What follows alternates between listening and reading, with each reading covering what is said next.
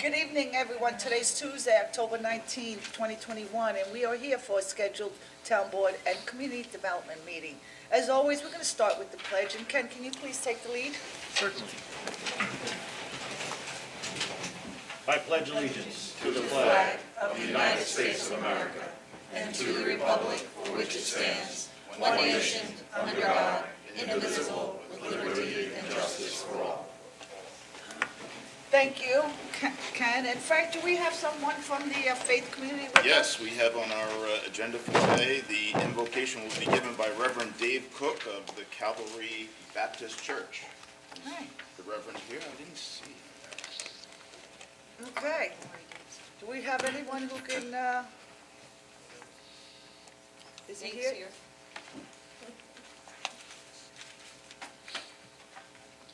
Chief, you want to step in quick? You want to give the You're always invocation, good, you're Chief? always good on the fly. He is. I'm sure you can handle this. No, I have to laugh now because I had the perfect prayer and I was keeping it in my pocket full, but I brought the wrong Bible. I'm sure you can wing it. Yeah, we could do it. So let us bow Good our heads. afternoon. Good afternoon. And realize that we're in the Lord's presence and we ask Him to watch over this meeting and all of our meetings with this town. We ask everyone to be polite and civil to others, to be good listeners, and to communicate well, and that we all work together for the betterment of this town. And we ask this in our Lord's name. Amen. Amen. Amen. Thanks, Thank Chief. you, Chief Hagemiller. Thank you, Ken, and thank you, Chief. And I have three brief announcements.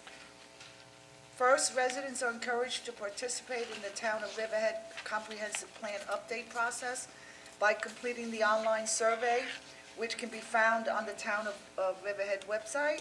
We are seeking input from the entire public, your opinions on all types of issues, and we feel that this is critical. Your input into our comprehensive plan is going to map the way for our future for the next 20 years.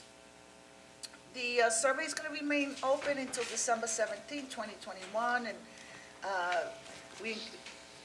secondly, we're going to encourage all our residents to come downtown on the 23rd, Halloween. There's a whole bunch of activities planned, and it's going to be a great day. There'll be trick-or-treating, and you'll find information on the website. It's going to be like a day at work with all those caskets running around. Yeah, and I'm sure you can read it. You know what, somebody said we should have been in one of them. Another day at work. We're not going to do that. So Saturday's going to be a day of fun and entertainment for the entire family. And I have my last announcement. Yesterday, history was made in Riverhead. We began the construction of our new town square. The two blighted buildings opposite the Suffolk Theater. The Suffolk Theater is behind you. The old Sweezy and the bike shop. We started on their construction. We're opening up our Main Street onto the riverfront. We're expecting to have family activities there, a play area for children, possibly kayaking, an amphitheater for concerts, and this is just the beginning. The thought of a town square has been floating around this town for well over 20 years, and there were all kinds of studies and all types of groups assigned, and advisory groups, and all these committees, and nothing really got done. And last February, right before closure, is Dawn here? She is. Dawn approached my office, and she said, I want to come in, I know we're going to close, and I want to work. We want to get this done. We kicked the can down the road too many times on Main Street, and we're ready. And we sat there day and night, just her office and my office, possibly 6, 8 employees here, and while we secured our town, and people were working from home, and we didn't have much input from the public, we sat down and the seed was planted. And yesterday, we had a press conference, and we had all levels of government attend and support our effort. And there's all kinds of grants out there, and we are actually, we're one of the finalists, correct, Dawn? Yes. Did you want to discuss that for a second? if you want to come up.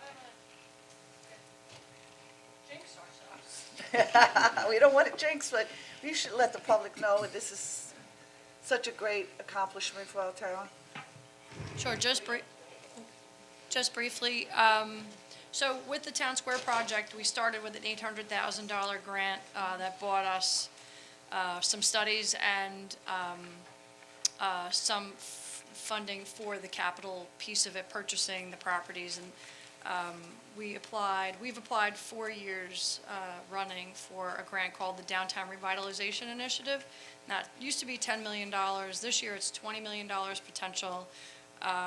It's Nassau and Suffolk is the region that is, that we're competing in, and we were finalists 3 out of the 4 times we've applied, and so we're hoping this is the magic one. So our application is in, and we had an interview this last Tuesday, the 12th, and we think it went really well.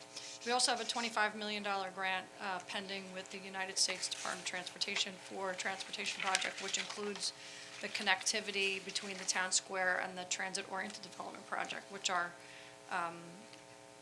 so we've created an alternative transportation circuit out of our downtown projects, including walkways and pathways that would connect all those things together, and so we're hopeful on that one too. And today, we just got an email about 2 hours ago. We work on grants on a lot of different levels, but Suffolk County offers a downtown revitalization grant every year, and our office and predecessors to me, not just me, every single year it's been offered, we've been awarded, and we just found out this afternoon we were awarded again $68,000 for a project to light up the alleyway between the Suffolk Theater and Maximus, and that project was in collaboration with the Business Improvement District Management Association, who's been so.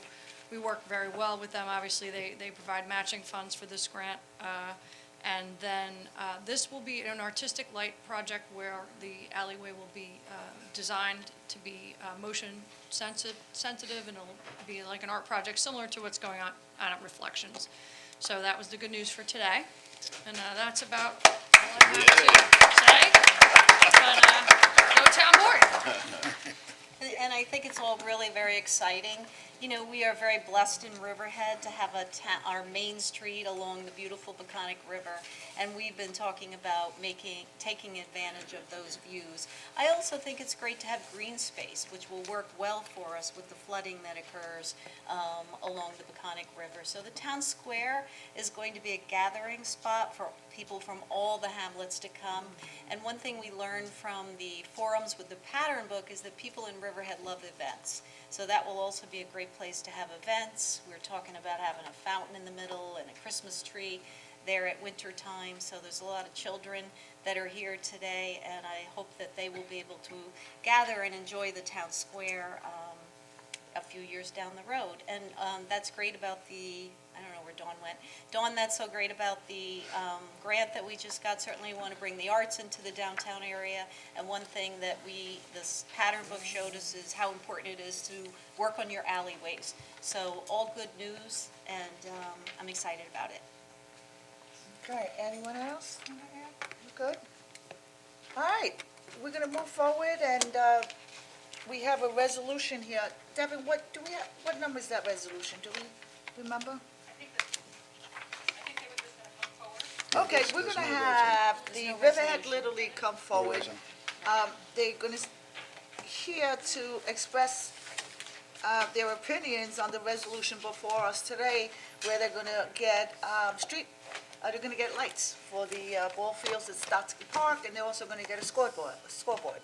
So did you want to go forward? Who's the? But I don't Moving think forward. I don't think there's a resolution. I don't think, it's not. Anne Marie said we don't have to vote on it, right? No. Devin, No, we there's no weren't, resolution. we didn't put the it's coming from the rescue fund. Right. That's Right. correct. It's And that was something that I know myself and Mark, we've been talking about this for how long, Mark? Long time, 6 months or so? Yeah, and I'm gonna tell you, Mark is a very resilient guy. He would call and text me any day, weekends, and say, what's the status? And as I was searching, I said, I think I can get it from this fund, I think we can get that. And like a day later, what happened? I'm like, oh my God, he's back again. But anyway, he's here today. Came 'cause- from a good spot, yeah. Yeah, it came from the good stuff. It was in his heart, Yes. and I'm glad to see that this is gonna come to fruition. So I know that you wanted to come before Yeah, I did, us. yeah. Me and a lot of people are support. So first off, I wanted to thank you for be given the opportunity to, thank the town board, Supervisor Aguirre, and of course, Dawn Thomas, Ms. Prudenti, and I think Bill Rothar, right, on the committee for making the recommendation. I grew up in Rivertown, so my family's got pretty deep roots here. We've seen the many changes and the improvements, and of course, the challenges that come from the town growing. We chose, my wife and I, to raise our 3 children here because we love the town and what it has to offer. We defend our town a lot when we are asked by the people, oh, you live there? And then, you kind of get your dander up a little bit and go, yeah, I live in Riverhead. I love Riverhead. We've got a lot to offer. And with that, I'm very thankful that you guys are going to be moving forward on bringing the lights and the scoreboard to fields 3 and 5 at Stotsky Park. So again, at least from my thanks, others will be stepping up shortly to say the same thing. With my family, we have a lot of memories that go deep at Stotsky Park, and I wrote down a few that came to my mind. From our pursuit of Little League World Series trophies for my 2 older boys, Easter egg hunts, movie nights, bike rodeos, touch-a-trucks, softball games. Stotsky Park to us is the center of family life in Riverhead. And I believe that, again, you'd be hard-pressed to find a park of better quality and amenities pretty much anywhere. The lights will make not only the fields more enjoyable for those of them who use them, but also for the other organizations that share those fields, whether it be PAL football, we've got a couple of reps here as well for that, the recreational soccer clubs that play there, and all of them that share the fields. Further, we believe that will enhance the safety and security and the overall feel of the parks by creating ambient light for those late-night exercisers and walkers that want to enjoy the paths. So again, I wanted to thank you guys for the time to be able to stand up here, and I think Jeremy, the president of the league, would like to stand up and say some other things. So again, thank you, town board, Thank you. Supervisor Aguirre. And thank you, Mark, for that comment about always defending your town. I feel like I've spent a lifetime defending my town, and it's such a great place. It really is. People don't understand. Well, they're going to. Yeah, we're gonna try. Hi, good evening. How you doing? My name's Jeremy Savio. I am the president of Riverhead Little League. First off, I want to thank you for allowing me to speak on behalf of Riverhead Little League. I would like to thank the town supervisor and the town board for approving the funding of lights to be installed on the baseball fields at Stotsky Park. Riverhead Little League has been a big part of our community since 1952. For almost 70 years, the children of our community have made some of the greatest childhood memories on the fields at Stotsky Park while playing Riverhead Little League. Throughout the years, our volunteers have been teaching the kids of Riverhead how to play baseball and softball while teaching them about teamwork, dedication, and sportsmanship. All the players in our league are from our community. We welcome all players regardless of their ability. In recent years, our league has been growing, as well as the demand for the use of the fields at Stotsky Park by other organizations and town recreational programs. We have over 30 teams with approximately 350 kids, all from Riverhead Town, registering every season. Having these lights on our field will make it easier for us to schedule our games and practices so we can provide the best Little League experience to all of our players. It would also give the town the ability to accommodate field usage for other organizations as well as their own programs without having to turn anyone away. We have many parents asking us each year to run a fall season. Unfortunately, we do not have enough daylight after school to properly run a fall league. Once these lights are installed, we will begin to offer a fall season to all of our players. And we will not have any more games called because of darkness. This project to install lights on fields 3 and 5 would not only benefit Riverhead Little League, it will also benefit other town organizations. Riverhead Little League would like to invite all of you to Stotsky Park this spring to watch our first game under the lights. Once you see the excitement on the kids' faces as they are warming up under the lights for their first game, you will realize that you made the right decision on approving these lights to be installed. Thank you for your time and your service to our community. Thank you, Jeremy. Thank you, Jeremy.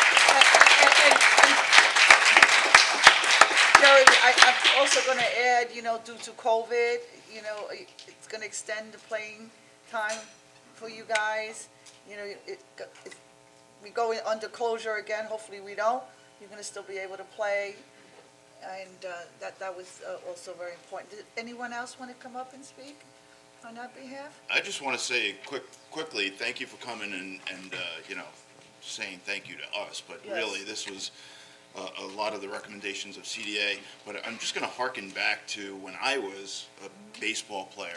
I had a hard time adjusting from daylight games to nighttime Yeah. games, so all you ball players out there, you're going to have a little adjustment. It's not as easy as it sounds, but at least you'll get your games in, and that's really the important part.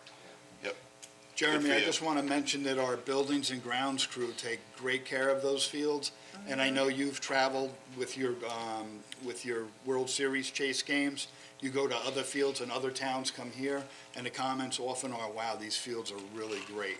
And they do a great job up there, so I just want them to be recognized as well. Actually, to add on to that, we've been traveling a lot throughout Long Island with our World Series teams and even to a state tournament the one year with Mark's son.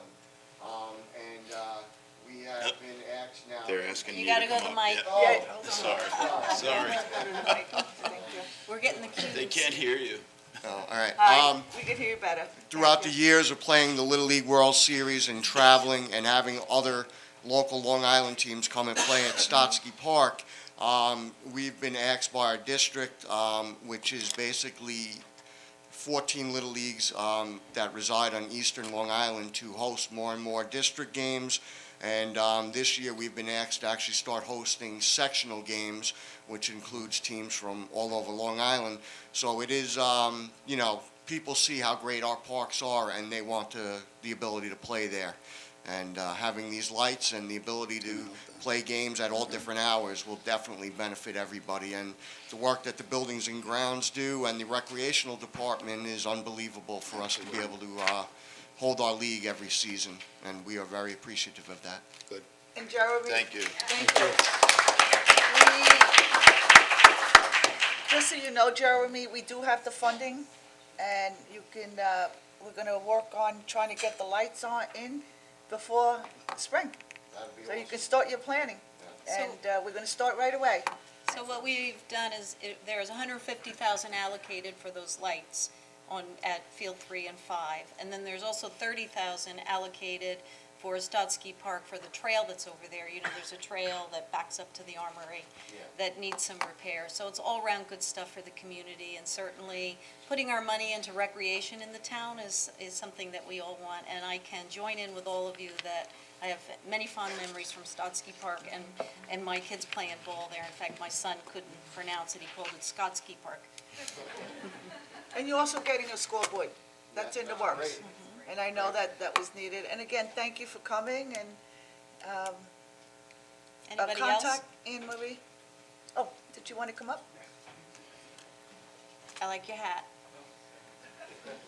Thank you. I just want to thank everybody as well, too, for for the lights, as well as a parent, bringing my son to games, and when we have to then travel for night games, I think all the parents can appreciate that we'll be able to hopefully have some of those night games here versus having to go to Dix Hills and other parts of the island. So once again, thank you, everybody, for that as well. Okay. One, can you or Jeremy talk about the two teams that just won? The two championship teams? Yes, the Riverhead Waves just won the 9U championship with the town of Brookhaven on Friday night at a doubleheader, which was playing under the lights as well, so maybe able to do that there. And then also with Little League as well, too, the 9U won as well, too, the sectional, was it the sectional? District, yes. The 12U as well, too. So, yeah, so hopefully we'll be able to do some of those under lights as well. All right, thank you, guys. Thanks for coming. Thanks for showing support, and can't wait to see those lights turn on. Gonna happen soon. Yep, you can. You don't want to stay for the whole meeting? No, I hope, Good night, thank you for coming down. yes, I hope everybody did their homework. okay.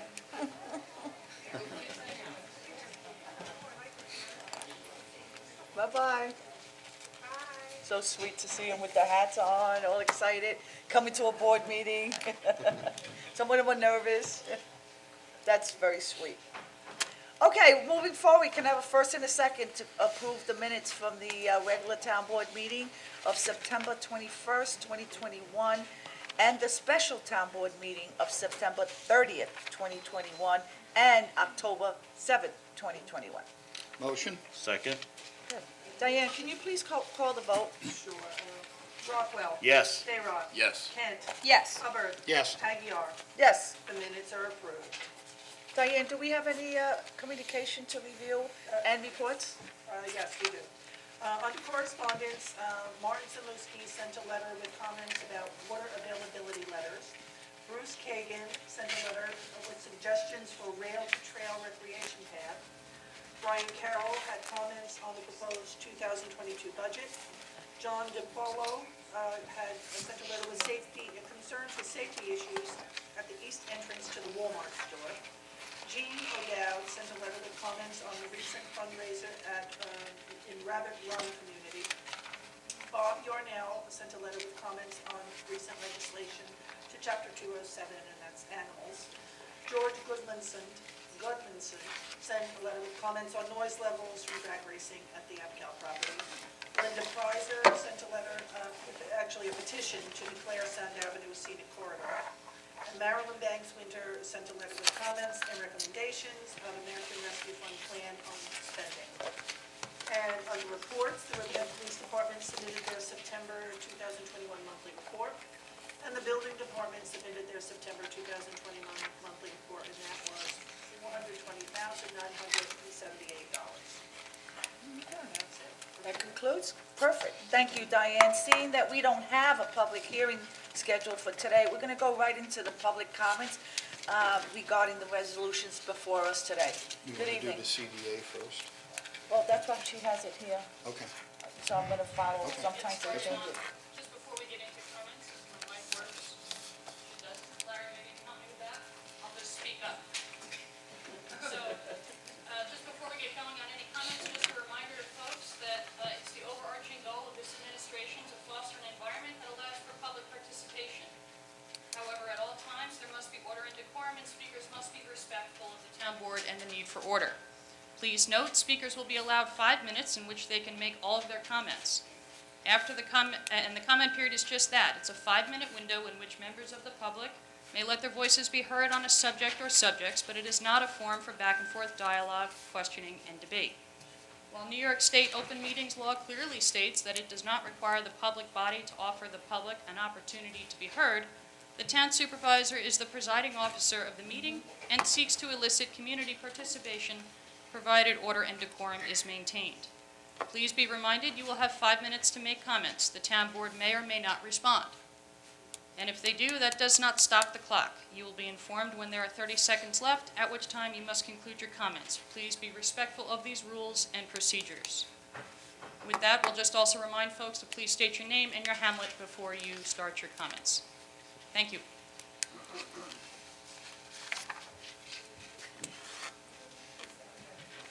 Are you done with the conditions? I don't want to interrupt the restrictions. It's not a back and forth, sir. I guess that means you're done. Good evening, Mike Foley from Reeves Park. I'd like to talk about Resolution 644 that has to do with the solar moratorium. Referring to pages 21 and 22 from the agenda packet, and I'm going to briefly summarize what I think is pertinent for this resolution. It is the desire of the town to develop as part of the comprehensive plan a chapter outlining the balance of needs for renewable energy with preservation strategy for agriculture in the town of Riverhead. The town will endeavor to have that chapter ready for adoption and implementation in approximately 12 months from the effective date of this local law.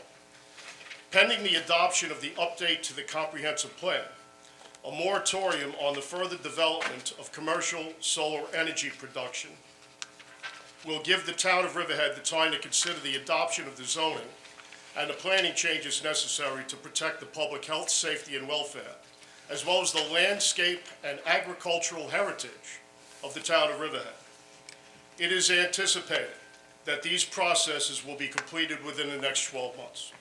This continuation of moratorium will protect the status quo while the town board completes the necessary tasks of determining the future of solar in Calverton. The town is making an important investment for the future and upholding its commitments and obligations to its citizens, unquote.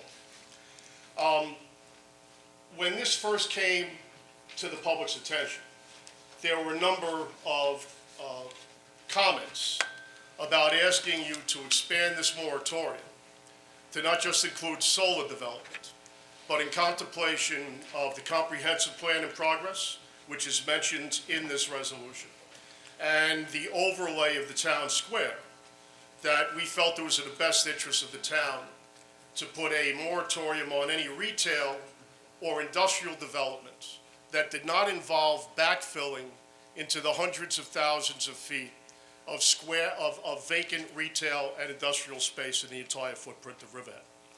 So because you have not commented or given an opinion on it, Yvette, but of course, the fact that you haven't done anything to expand this, I assume you're not in favor of that.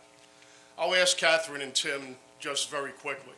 Catherine, if you win this election next month, what would your opinion be on expanding the moratorium to include these things until we can get the comprehensive plan in place so that we make sure that things are put where they need to be put while backfilling in places that are vacant? And Tim, I find you to be the most independent guy up there. You've been that way for years. I don't agree with you on everything, but I respect every decision you come to, but because I believe it has nothing to do with your party. It has to do with you doing your research, making an informed opinion, and then coming out with it, regardless of whose feathers are ruffled. And I appreciate that. I would just ask you, if Catherine is willing to comment on it, for you to follow up and give your opinion on possibly expanding this moratorium in 2022. Thank you very much. I look forward to your answers. Mike, the resolution was prepared by the town attorney, and Bob, did you want to add to that comment? It's not a matter of who, what, and picking on individuals. You're addressing the board with a comment, okay? And let's just go to that. Can you expand on his question? As far as the legality? Or as, well, I'm not sure it's a question of legality. Just Obviously, the town board made a decision last year as far as the request from the public to expand upon the other applications, and a decision was made. We've rehashed that a couple of times, so I'm not sure it behooves us to continue rehashing it. Well, just as a point of order, I wasn't looking to amend or table this resolution. Okay. I was looking for the town board to consider increasing the size of this moratorium so we could give maximum ability Okay. for our comprehensive plan to put things where they belong and to backfill in places that are vacant now. And we're going to take All that right, into well, and with consideration. respect to that particular thing, certainly the town board can entertain further Yes. resolutions to amend this local law to encompass additional areas where you feel that this particular moratorium may be short in its approach as far as not addressing enough issues.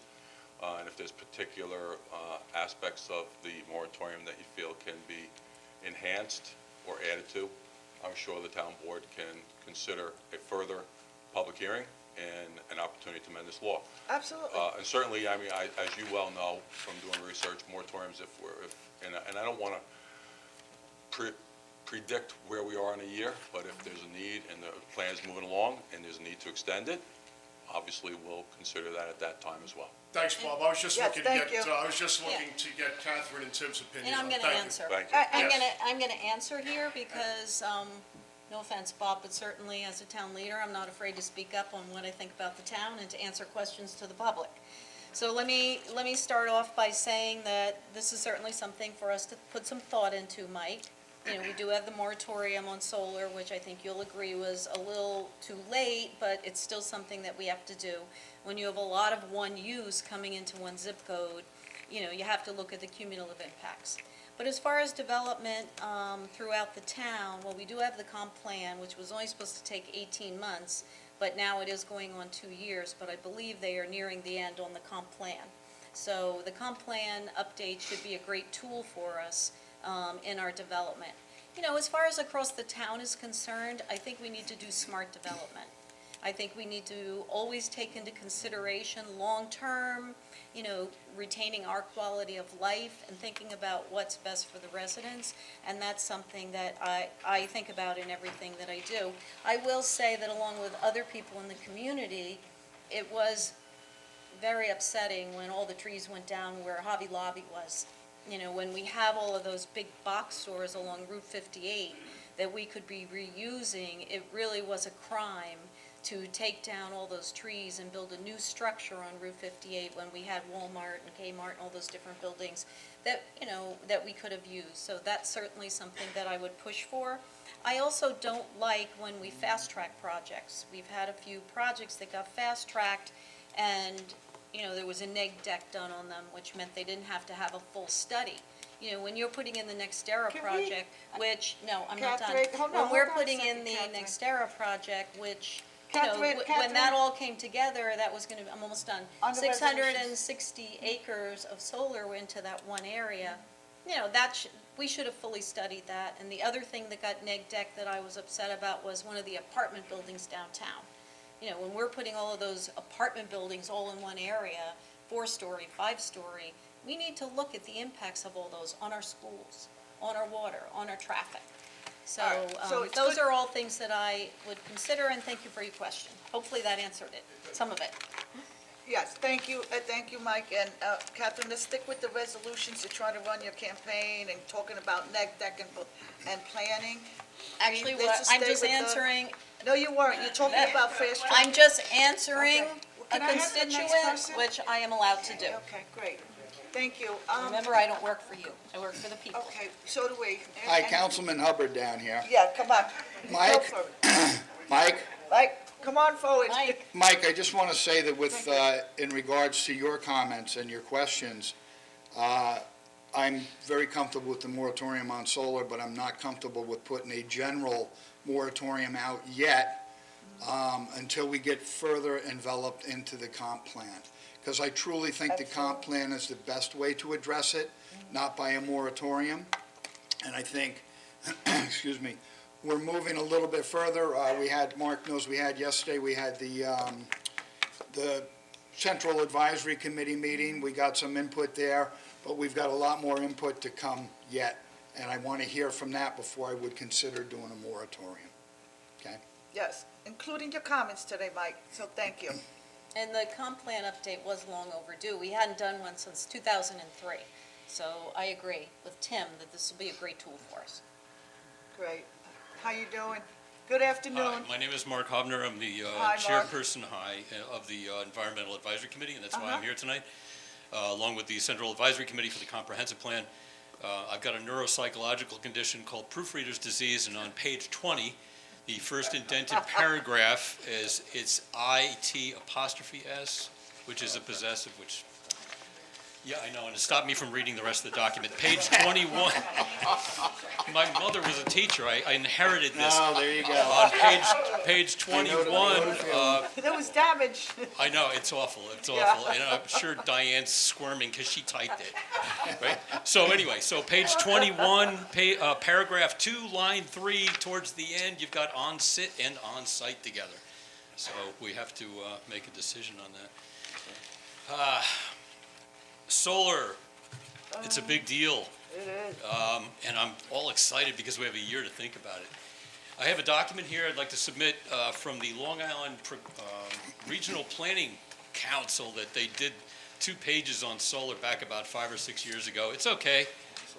It's certainly been updated by all the work done by the DEC and so on since then. We've got a lot of choices in solar. And Barbara Blass and I had put together about 8 years ago, 8 months, February, 8 months ago, it feels like 8 years ago, a primer for our civics. And I would like to submit that for fun. We can also use this as creating a pamphlet for our residents. It's not directed toward commercial necessarily, but residential, commercial, and industrial at some point. We've got a lot of tools and help available from the DEC. We've had Mark Lowry here talking to our group a while back about the climate smart communities, how that ties into solar, community solar, community choice aggregation, which is the other one, industrial solar, and I think we have really to maybe put a task force together, get together with Ken Testa and planning, somebody from planning, and somebody from the Farm Bureau. I know Rob Carpenter was on the Long Island Solar Roadmap. Oh, this is a good one. There were, I don't know, 25, 30 people on that. Sierra Club, TNC, Farm Bureau, SUNY, Malloy, Citizens Climate, cities, towns, churches, sister from out in Brentwood, I'm sorry, the type is very small, Sister Karen Burke. And they already came up with a solar roadmap. And the solar roadmap was 144 pages. I'm submitting about 9 with about 250 recommendations overall that they did the work for what we could do with solar. And that's everything, commercial, industrial, residential, and the rest. Column 3 has got all the things that towns and town and county governments can do. And easy right off the bat, zoning laws and comprehensive plans. So this fits in really nicely. Energy districts, new buildings and parking lots, relaxing the parking requirements, educating developers on the benefits of choosing low-impact sites. I mean, all of this stuff has been thought of. We don't have to do it again. And I'm not going to let this out right now, but Barbara Blass had already put a framework for discussion for us back in February about all of this. We've got to kind of like finalize it and formalize it and make it pretty and pull the things off the roadmap to help move forward. But that's why we're here, and thank you. Mark, let me take a moment to thank you for the work you do. Mark is the chair of the Riverhead Environmental Committee. I'm happy to get to work with them on that. I think maybe it would be great, Mark, if you and Barbara and maybe some other people from the committee might come in one day to a work session and speak with us about some of these ideas. Yeah, I'd like that. It seems as though you brought us some great resources. Yeah, we've got an awful lot of tools and an awful lot of potential, and that your office is going to give us the head start. All right, Mark, thank you for. Mark, anything in here dealing with the decommissioning of solar panels? No, but we can talk about that. That's what I want to talk about. What do you got? I know it's in the code. I know it's in the code, Right. but my thought is that 30 years from now, you're going to be looking for Bob, and Bob's not going to be here. Right. Not that Bob. No. All right, let me pick a different. Well, what do you know? Thank you so much, Mark. All right, anyone else? We're still at the resolutions. Good evening. Good evening. Kathy McGraw from Northville. Okay. I'd also like to comment on Resolution 644. On May 12th, I filed an ethics complaint against a council member concerning a conflict of interest on the NextEra solar project, a project in which the council person arguably had a conflict of interest due to potential financial benefit to the council person's family members. To date, more than 5 months later, there has been no action on my complaint. I am aware outside counsel has been retained to review the matter, but 5 months sure is a long time. Also, when I asked why outside counsel was retained, the town attorney declined to explain. Solar projects and this moratorium have been fraught with controversy and much discussion of potential conflicts of interest.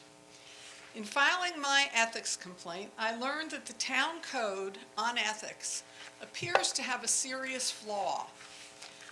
Section 113(4)(b)(3) states that a town officer or employee must promptly recuse himself or herself from acting on a matter that may benefit him or her or an immediate family member. Seems to make a lot of sense to me. You don't want people acting on things that can put money in their pockets. But the code then goes on to say that an elected town official, need not recuse him or herself so long as he or she discloses the conflict as a part of the public record. So what this means is a board member or the supervisor, all elected town officials, can vote on a matter that will put money in that official's pocket or the pockets of his or her family, so long as the official, the elected official, reveals this conflict in the public record.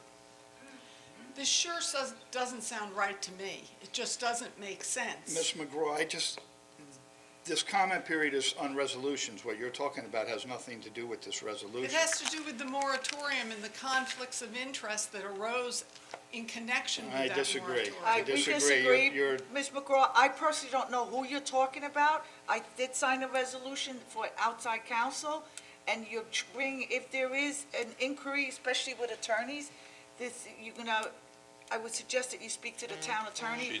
She did reach out to me. I Okay, did I don't reach know out who this and I didn't person get an is, answer. but you're also making Well- accusations of money in pockets. I'm not making an accusation, Madam Supervisor. I am talking about a legitimate complaint I filed that has not been acted on for 5 months. but again, we're on resolutions right now. We're on resolutions. That's not the proper time to talk about this. Okay, then I That's all I'm apologize for suggesting. doing so. I did so because it came up in connection with the moratorium. Okay. That was my reasoning. A moratorium is to So let stop me a ask certain. our town Okay, attorney. I Bob, do you understand think it's and I will step appropriate? down. Thank you. Hold on, do you think it's appropriate to discuss this at this time? Well, really, this is or- the subject of whether we should pass the resolution for solar moratorium, not a Exactly question right. as to Okay. whether the investigation on the down. ethics is, Excuse me. so it's Okay, really, just it's really Thank sort of you, a separate Kathy. subject matter. Anyone else want to come forward? Okay. Diane, please call the resolutions. Certainly. Resolution 641. Too fast. Okay. Approve special event, Chapter 255, application of Bold Broadcasting for holiday light show. So moved. Seconded? Vote, please. Rothwell. Yes. Bayrock. Yes. Kent. Yes. Hubbard. Yes. Aguiar. Yes. Resolution adopted. Resolution 642. Adopts amendment to Chapter 213 of the Riverhead Town Code entitled Electric Scooters. So moved. Seconded. Vote, please. Rothwell. Yes. Bayrock. Yes. Kent. Yes. Hubbard. Yes. Aguiar. Yes. Resolution adopted. Resolution 643. Adopts a local law to amend Chapter 253 entitled Outdoor Dining of the Code of the Town of Riverhead. So moved. Seconded. Vote, please. Rothwell. Yes. Bayrock. Yes. Kent. Yes. I'm glad that we can do anything to help our businesses downtown. I vote yes. Hubbard. Yes. Aguiar. Yes, this was long coming. We kept on extending the outside dining, it's extending it, and this is the right thing to do for our restaurants. I vote yes. Resolution adopted. Resolution 644.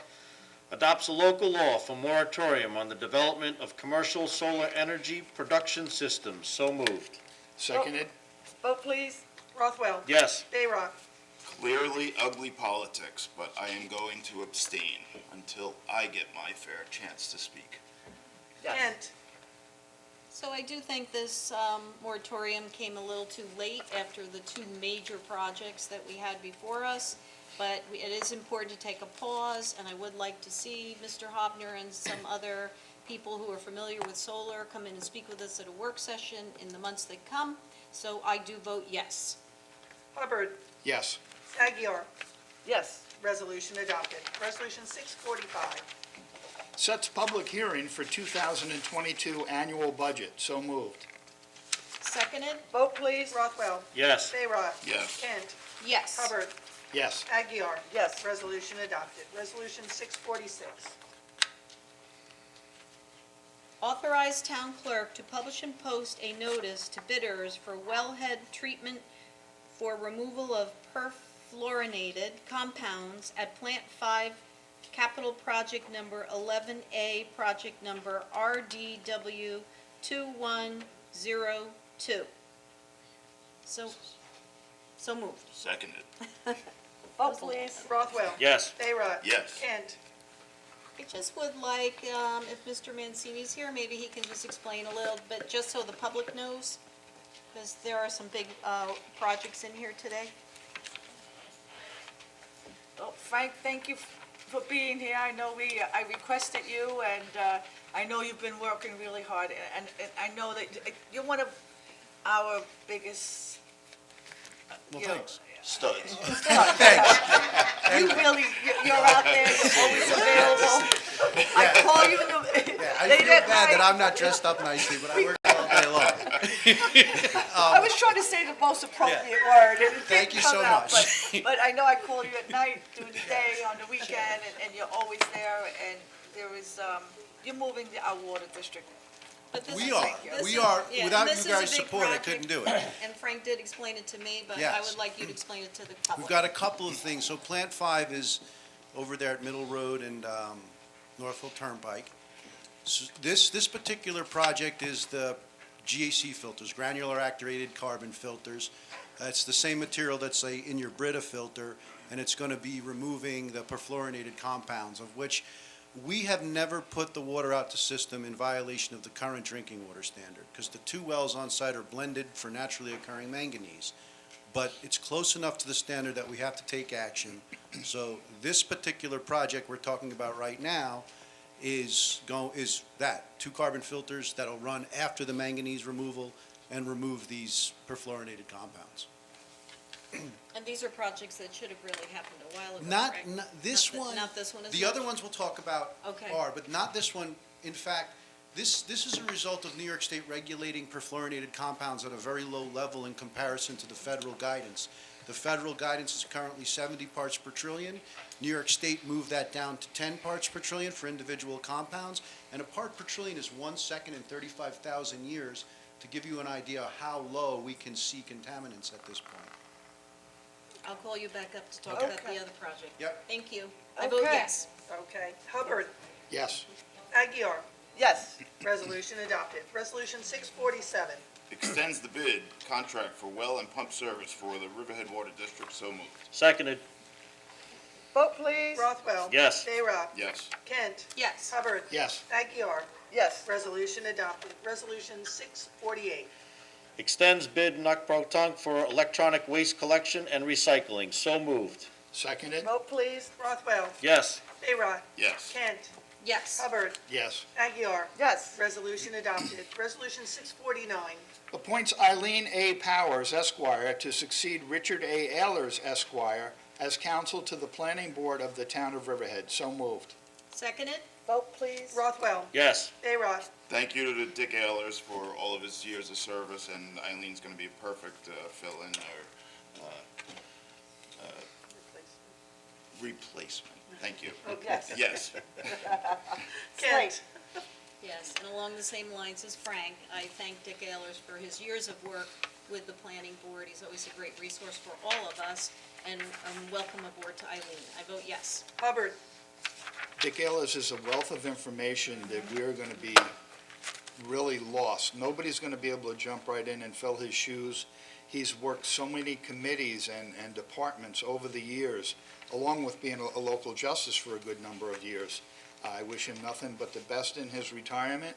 We're going to miss him, and Eileen Powers is capable to come in, and she's got big shoes to fill, and we're looking to move on. So thank you, Dick Ehlers, for all your time. Yes? Yes, sorry. That's a yes. Aguirre. Yes, again, best of luck, and thank you for all the work, your work, and Eileen Powers, we welcome you aboard, and you have a lot of work cut out for you. I vote yes. Resolution adopted. Resolution 650. Rescinds resolution to consolidate recreation and senior departments into Department of Intergenerational Services. So moved. Second. Vote please. Rothwell. Yes, this has been a project since the beginning of the year, and I think this is a great way to create more independence within the two departments and our seniors, so I wholeheartedly vote yes. Bayrock. Yes, indeed. Kent. Yes. Hubbard. It looked good on paper a few years ago when we split them up, but it never came to fruition, and the money savings weren't there that we thought they were going to be, so we're going to separate them back out, and I think that's going to be the best for everybody. I vote yes. Aguirre. Yes, unfortunately, this took place about 3 years ago, was not the best choice. This is the right choice, and I vote yes. Resolution adopted. Resolution 651. Public interest order in the matter of the increase and improvement of the facilities of the Riverhead Water District. So moved. Seconded. Vote please. Rothwell. Yes. Bayrock. Yes. Kent. Yes. Hubbard. Yes. Aguirre. Yes. Resolution adopted. Resolution 652. authorizes the issuance of $5,976,000 bonds for the increase and improvement of the facilities of the Riverhead Water District. So moved. I hate to make Mr. Mancini take another walk, but can you just explain that one to the public? I'll second it in the meantime. Yeah. Oh, sorry, Tim. Uh-huh. Okay, I'm back.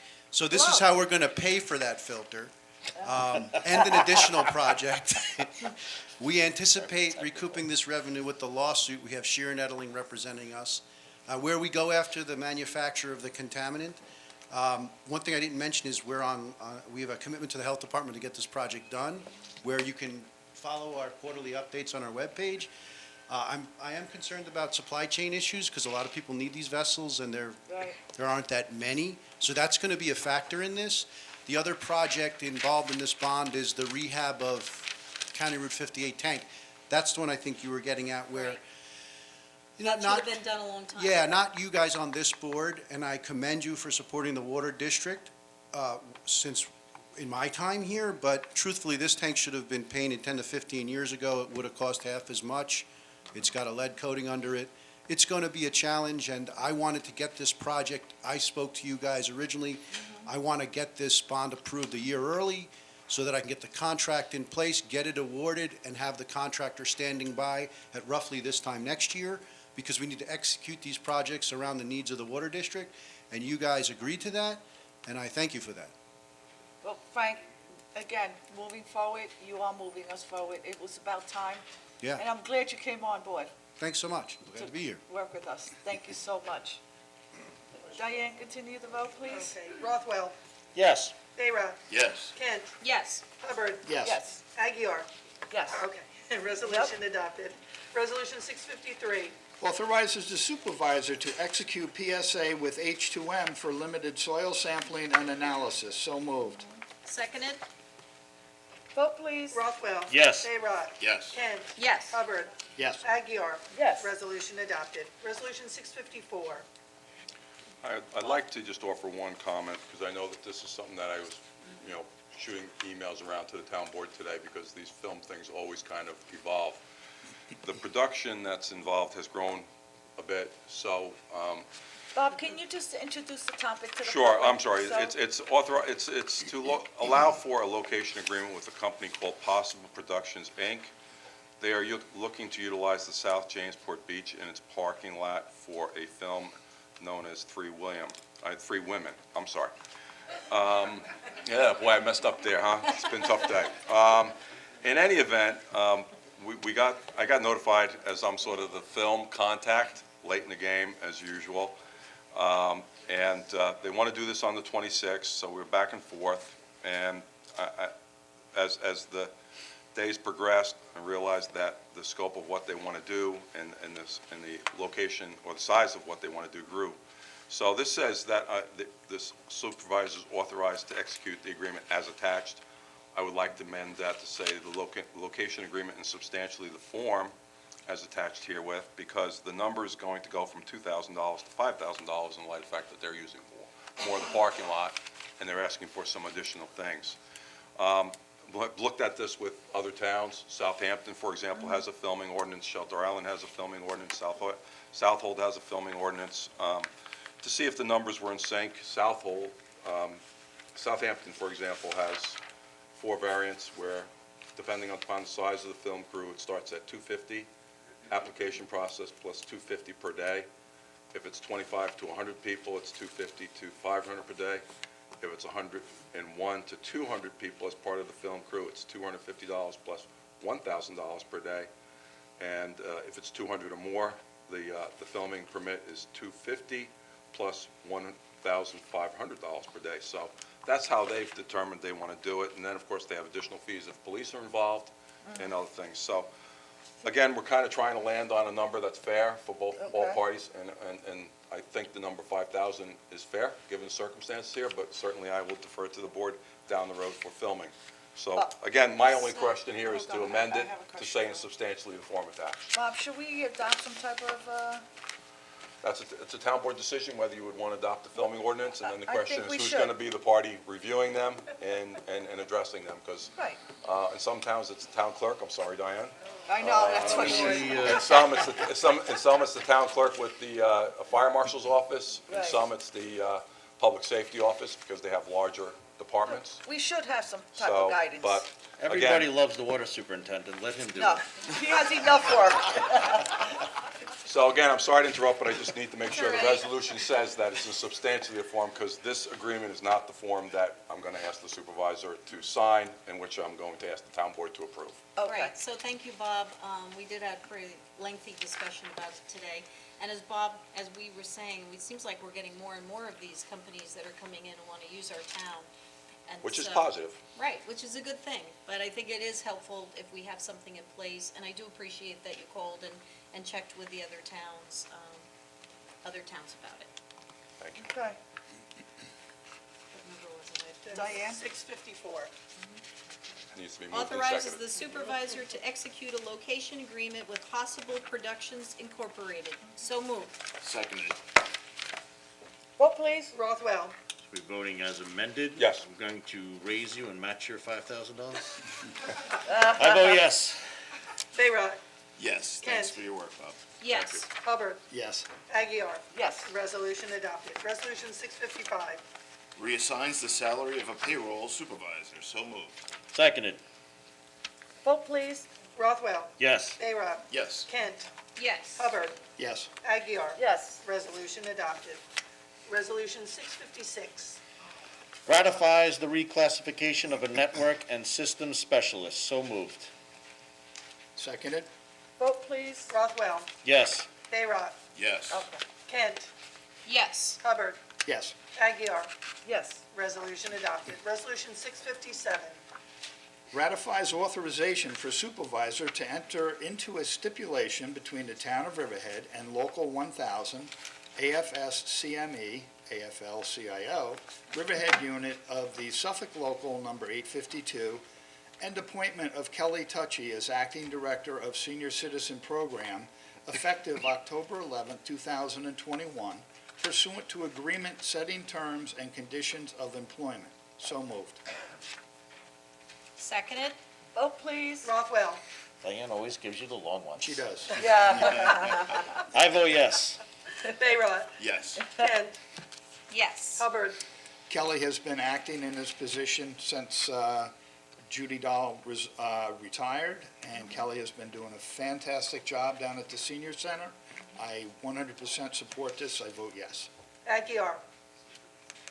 Yes, and Tim, she was remarkable during COVID. Yes, I With know, the I know. seniors.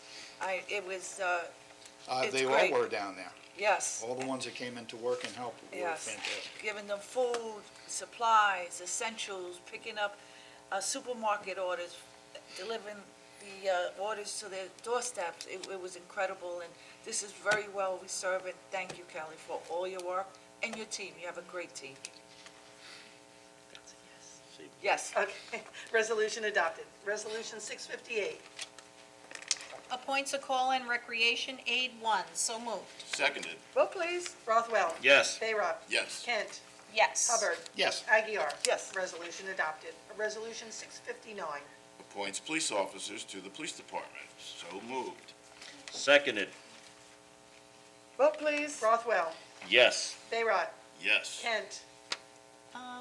Yes, I'm going to support this, but I would like to ask the chief to just give us an update, just where we're at with officers. I know, if And you I could also- just, if you could just talk about how many retirements we have. We're bringing in 10. You know, where this puts us with numbers, how many are in the academy. Just give us an update on where we're at with officers. And Catherine, I just want to add that, and Chief, before you begin, because we have spent so many hours working with our officers, and especially during COVID, the Suffolk County Police Academy closed during COVID, and for close to a year and a half, they weren't open. As our officers were retiring during COVID, we had no place to send them to training, and the chief was with me.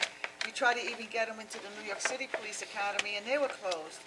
And so the attrition was occurring at a time when, under COVID, And unfortunately, with the national movement of defunding the police, officers were retiring at a much higher rate. And not as much as New York, but this affected our police departments nationwide. And finally, the Suffolk County Police Academy held a class. We have officers ready. We sent 7 in. I believe they're graduating next month. They're starting a class again. We're putting at least 7 in. And our job is to replace them all as soon as possible and to enhance our police department. And again, this is an issue that's occurring throughout the whole nation. And we need to, keep our police force as staffed as possible. And so did you want to add to that, Chief? Sure. So I just want to add in, certainly none of us up here are in favor of, I'm certainly not in favor of defunding the police. In fact, I'm looking to enhance the department. And yes, we did have some issues with COVID, but we did know that we had officers retiring. And so, now that we're in a difficult position, but we're hiring 10 today. 7. Seven. And then, and so if you could just go over how many we brought in, how many are in the academy, and what number that puts us at. Sure, so we're budgeted for 88. We currently have 4 vacancies, so that means we have 84 sworn right now. Tonight, we're hiring 7 officers, which is putting us a little ahead of the power curve, but not too much if you consider that they have to go to the academy for 6 months. So we're anticipating 4 more retirements between now and January. So that puts us we'll be 1 short again because they won't be out of the academy in time to take those positions Right. that are coming up. But it is a good thing. Hopefully, the county is going to have 2 more academies. 6 weeks from now, they'll have another one, and then another 6 weeks from then, they'll have another one. So hopefully, we'll have more officers than that to keep us ahead of the game. And it's really catch-up time now, which is good. And I'm glad Yes. that they're holding classes within classes. Yeah. They're not just waiting for 6 months or 6 months, because I have no idea where we're gonna be if that was the case. 2 classes a year, so this is great that they're catching up, and I want the public to know that we're gonna make sure that we beef up our department as much as we can and give them the equipment that they want, and you're getting 3 new cars. They were already purchased by January. We're going to order them. Yep, so we're moving, and we're gonna give you the equipment, we're gonna get the body cameras, you're getting some of the funds from is it Rescue that's coming out? Where's Dawn, is she here? From one of the funds, Dawn, where's the $100,000 coming for the body cameras?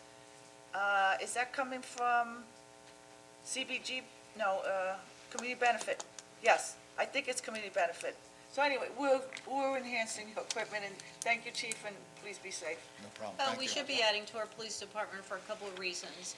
Our population is, according to the most recent census, our population is up to 36,000. So we had close to the same number of officers when our population was 23,000. So we definitely need to add, and also I think with all the residential apartments that are coming in the downtown, I would think you guys are getting more calls because there's more density downtown. So I do think we should add to the department, and it's good stuff. Thank you.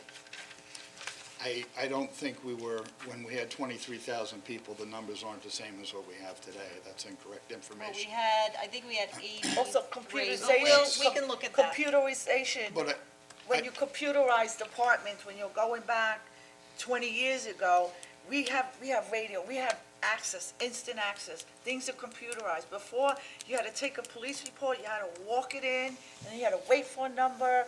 Now, it's a lot easier to police with computers, so we can't compare necessarily, but anyway, I didn't mean to. I definitely have those stats prepared already, so I Yeah. can talk about them at another time. I don't Yes, have we them will. with me This right now. would be great. But the This is before population resolutions. our population's been flat for about 15 years. Right. And our department has increased over the years. Yeah, so and We've kept pace with where we should the be. group of 7 in the academy now and the group of 7 we hired tonight, Catherine will probably agree with me that, because we've been on the interview committees for these, I think probably the best yeah, police officer candidates that we've had in a long time that came through. A lot of them are coming through with prior experience, military experience, other police department experience, and I'm looking forward to them all getting out on the road, because we're going to have a nice young department. Yes, And I out think out of the they're- 7 we're hiring tonight, only 3 have to go to the academy. Right, And they would have all been going on the 25th, but the academy only gave us 2 seats. 2 spots. Yeah, Well, they're playing Well- catch-up, too. Yeah. yes, that's why. And we did see a lot of, yeah, they're a nice group of young men, but I actually keep hoping we can get some from Riverhead High School. They will, Well, they have to be 21 to carry a gun in New York State.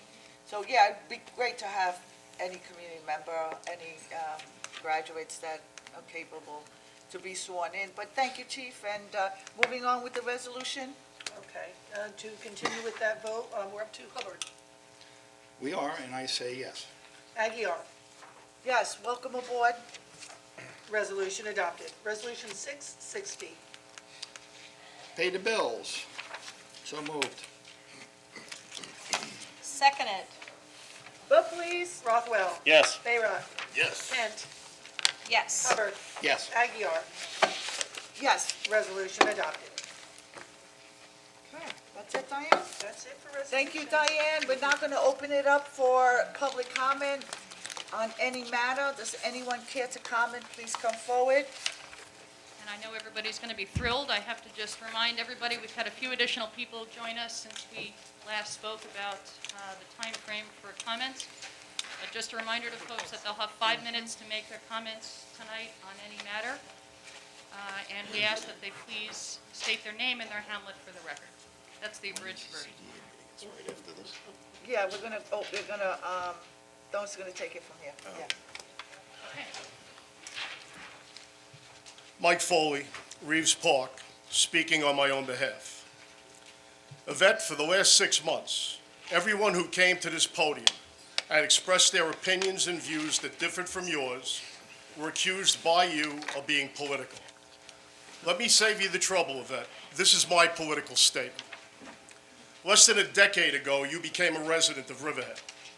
You ran for supervisor touting your NYPD experience and a seemingly impressive array of diplomas and degrees, saying that you would work for all the residents of Riverhead. You said you were going to run a transparent, open government if you were elected. A few months into your term, we were hit with the COVID pandemic. You did what you were directed to do by the county executive and the governor. In-person interaction was paused to protect all of us from the dangers COVID presented, and most town business was done remotely with few exceptions. The new Zoom technology enabled the interested residents to observe some town meetings. The ability to comment via Zoom was initially clunky, but improved over time as the residents and the moderator became more familiar with the technology. You instituted and enforced a 5-minute comment rule, and your moderator repeatedly reminded those commenting that getting responses or comments by the town board was at their discretion to respond or ignore. For more than a year, these limitations were an understandable reality to me. I saw firsthand the difficulty of trying via Zoom to have a dialogue with the town board.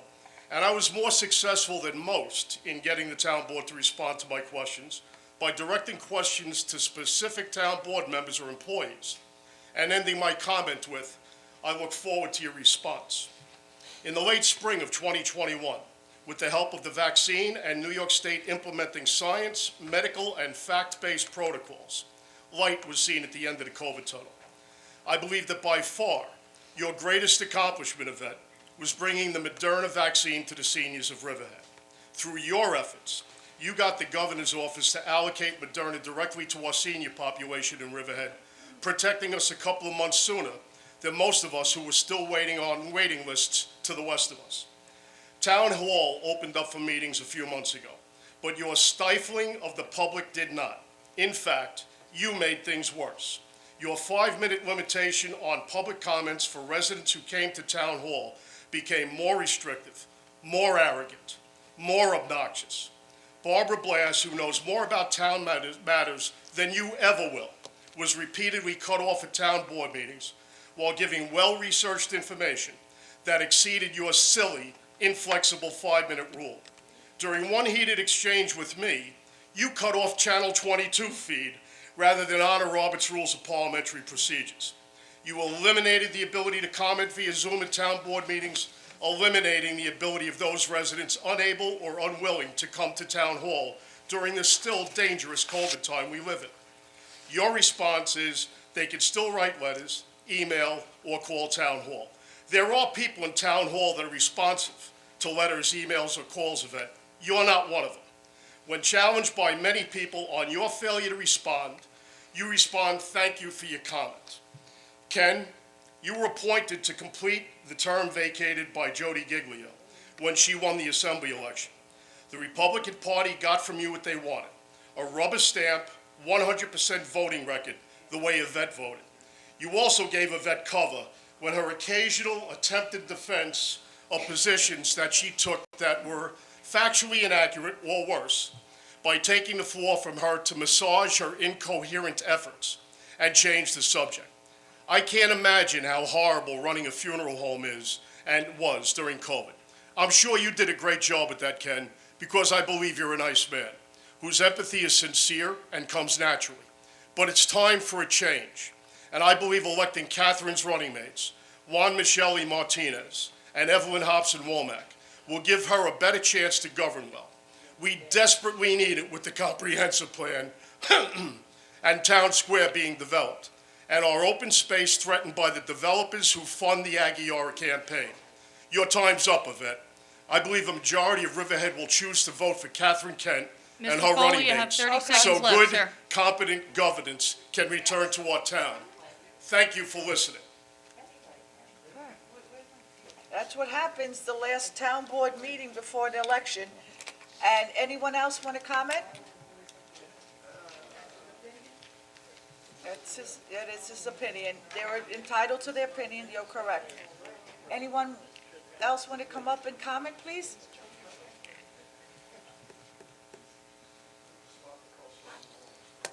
That was an endorsement, that's for sure. So we're going to move forward. John McAuliffe from Rolling Woods in Riverhead. I suggested at several board meetings that it would be very helpful to have before the election an in-depth dialogue of the candidates about EPCAL and other development questions. One of the teams of candidates was willing to do that, one of them wasn't. Schedules are always very hard and priorities dominate campaigns, but I'm sorry it didn't happen. I hope that it will happen, whoever is elected, because I think a deeper discussion of a vision of that's a different kind of thing than the comprehensive plan would be very helpful to focus on not just EPCAL, but on the building going in, or it is intended to go in near the library and so on. There was at the Jamesport Forum, the question of EPCAL came up, and a very clear distinction was seen. The Democratic candidates all had concluded that the contract could and should be terminated. The Republican candidates either felt trapped by a bad contract or in one case actually still endorsed the whole EPCAL project. Ultimately, voters, they're already starting now, but by November 2nd, will make a choice between those approaches to EPCAL. I obviously have a preference in that choice, but who knows what will ultimately be the choice. In any case, there will be a new town board starting in January in terms of several of the members. Perhaps or not, perhaps not a new supervisor, but I think the question, the deeper question of what EPCAL and the HK development plan and the plan for the apartment building needs to be really dealt with. I want to end by citing two articles, and I will send them by email. One is an article that appeared in August on Bloomberg. It's headlined, "New Jersey's American Dream Mega Mall is once again sinking in debt." Just to read the first two paragraphs.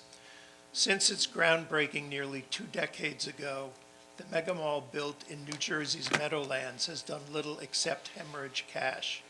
Now, less than 2 years after its much delayed opening, the complex known as American Dream is threatening to dash the lofty ambitions of yet another developer.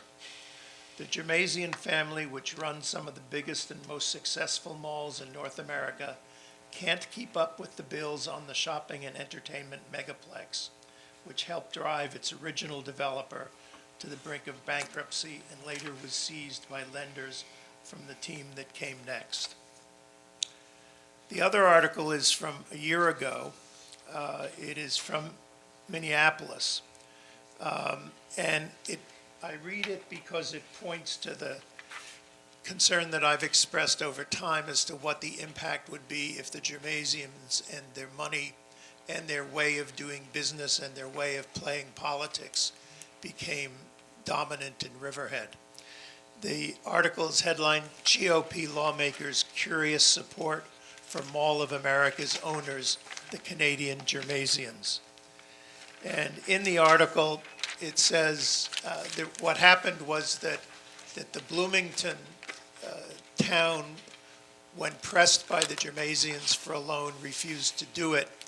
And so they turned to Republican leaders in the state legislature. And there's this, I see the time running out, so I'll conclude with just one part of it. Art Rolnick, a Humphrey School economist who was formerly director of research at the Minneapolis Federal Reserve, is usually a favorite of Republicans. He sounded appalled when I told him the deal, that is, this effort to get state funding to support the Mall of America. Quote, Republicans don't like welfare going to the poor, but to the rich, it's okay, he said. You want a loan? Go to a bank. I'm a big-time capitalist. I believe in markets. This is corporate welfare.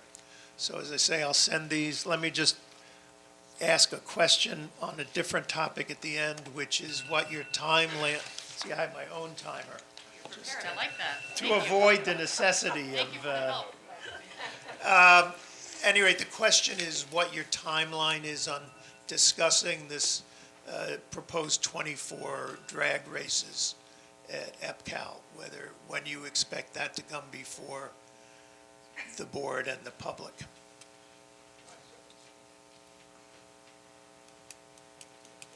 Anybody want to comment on that? Diane, when is that going to go before? Oh, my heavens, I don't have that in front of me, I'm sorry. Yeah, we don't have a date, but Diane, can you get him a date? And there is a process involved, and it has to be voted on, and we're talking about something occurring next year, actually, in the springtime, possibly. It's a special permit, and the entire town board We will can let vote him- on it. I have So- John's contact Okay, information. she's got your contact, she'll let you know. Next, who wants to come forward?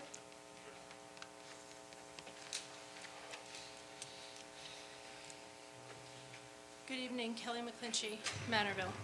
I've come before you tonight with some concerns about the present operations at Island Water Park. It has come to my attention that some type of work is being done at night at the site. Whether that work includes taking materials off-site or utilizing materials on the site to make cement for construction purposes is yet to be seen. However, the fact remains that work is actively being done on the site and material is being excavated into very large piles. While a DEC mining permit has been issued, Riverhead Town has not issued a final site plan. As far as excavation, according to Town Code 301-303, no person shall undertake or carry out any such activity or use, including, without limitation, any grading, clearing, cutting, and filling, excavating, or tree removal associated therewith without first having obtained site plan approval. Essentially, that states that no excavation should be presently happening at that site. Furthermore, the town code states, no building permit or land clearing permit as required by Chapter 217, listing the exact wording that I already read, and adding the erection, construction, alteration, demolition, or moving of any structure shall be issued until the required site plan approval shall have been granted, and the approved site plan thereafter shall have been signed by a majority of the planning board. So, if the applicant has been making or using concrete on that site for any construction purposes, they're not adhering to the town code. The recent history of the site is troubling. In July 2020, in this room, Island Water Park was a focus of discussion at a work session. That was July 2020. At that meeting, the town board learned of significant work being completed at the site without any approvals. This work included, but was not limited to, changes to a second-floor office space and a construction of a wave pool in a building on site. At that meeting, it was clear that the entire town board held the opinion that any work outside of permitted allowances was unacceptable. Since then, something has changed in Town Hall. To be honest, I cannot figure out exactly what that might be. But I imagine at some point, there was a private conversation between the applicant and Town Hall that the residents are not privy to. Let me explain some of the changes over the past year. In the prior application from Island Water Park about a decade ago, the Pine Barrens Commission asserted jurisdiction over the site. In December 2020, the Pine Barrens Commission relinquished jurisdiction of the site. If someone within the walls of Town Hall prompted that relinquishment, it is a very dangerous precedent to set when the town is looking toward the sale of a large portion of the EPCAL property. This land is environmentally sensitive and should be treated as such. In a site plan report issued by the Planning Department in April of 2021, it clearly stated that certain factors needed to be met prior to the issuance of building permits.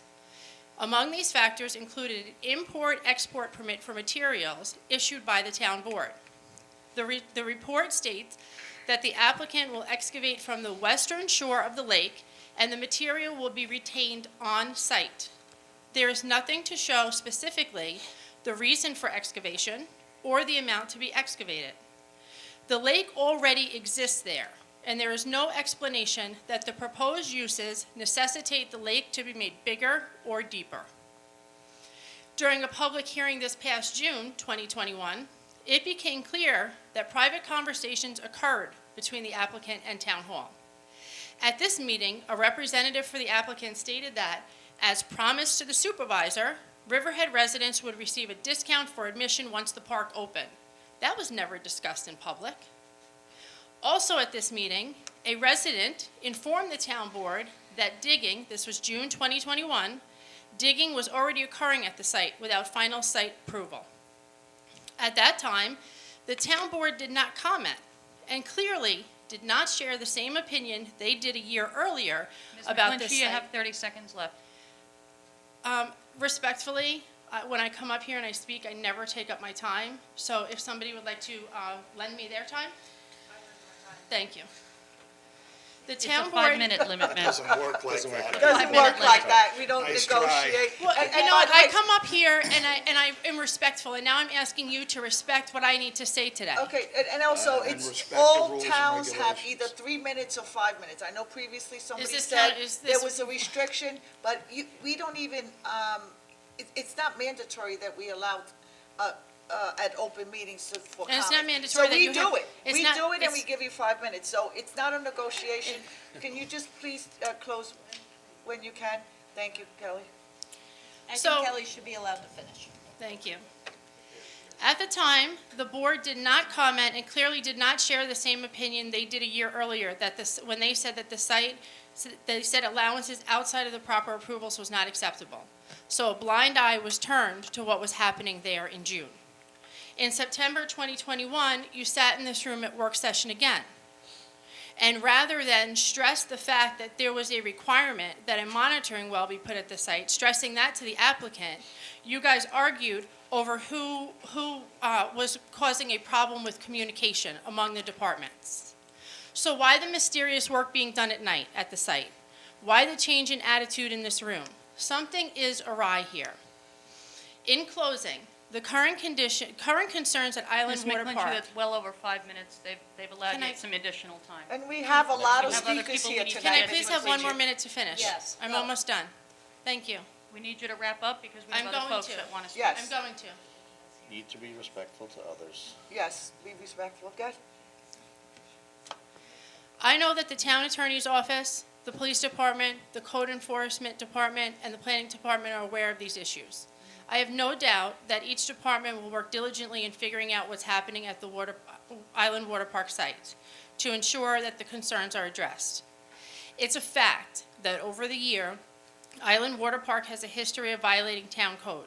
When a new company wants to join our Riverhead community, it's the hope of the residents that the owners act with integrity, completely adhere to the rules presented in the town code, and ultimately be good neighbors. In the event they don't, it's the expectation of the residents that the town board will act in a manner that protects the residents and holds applicants responsible for their behaviors. Ms. rather- McClinchy, we have to move on to other speakers, I'm sorry. rather than look the other way in regard to the wrongs being Ms. committed. McClinchy, Can the we need to move residents? on. I We have other have one folks more in the room. sentence, if I may.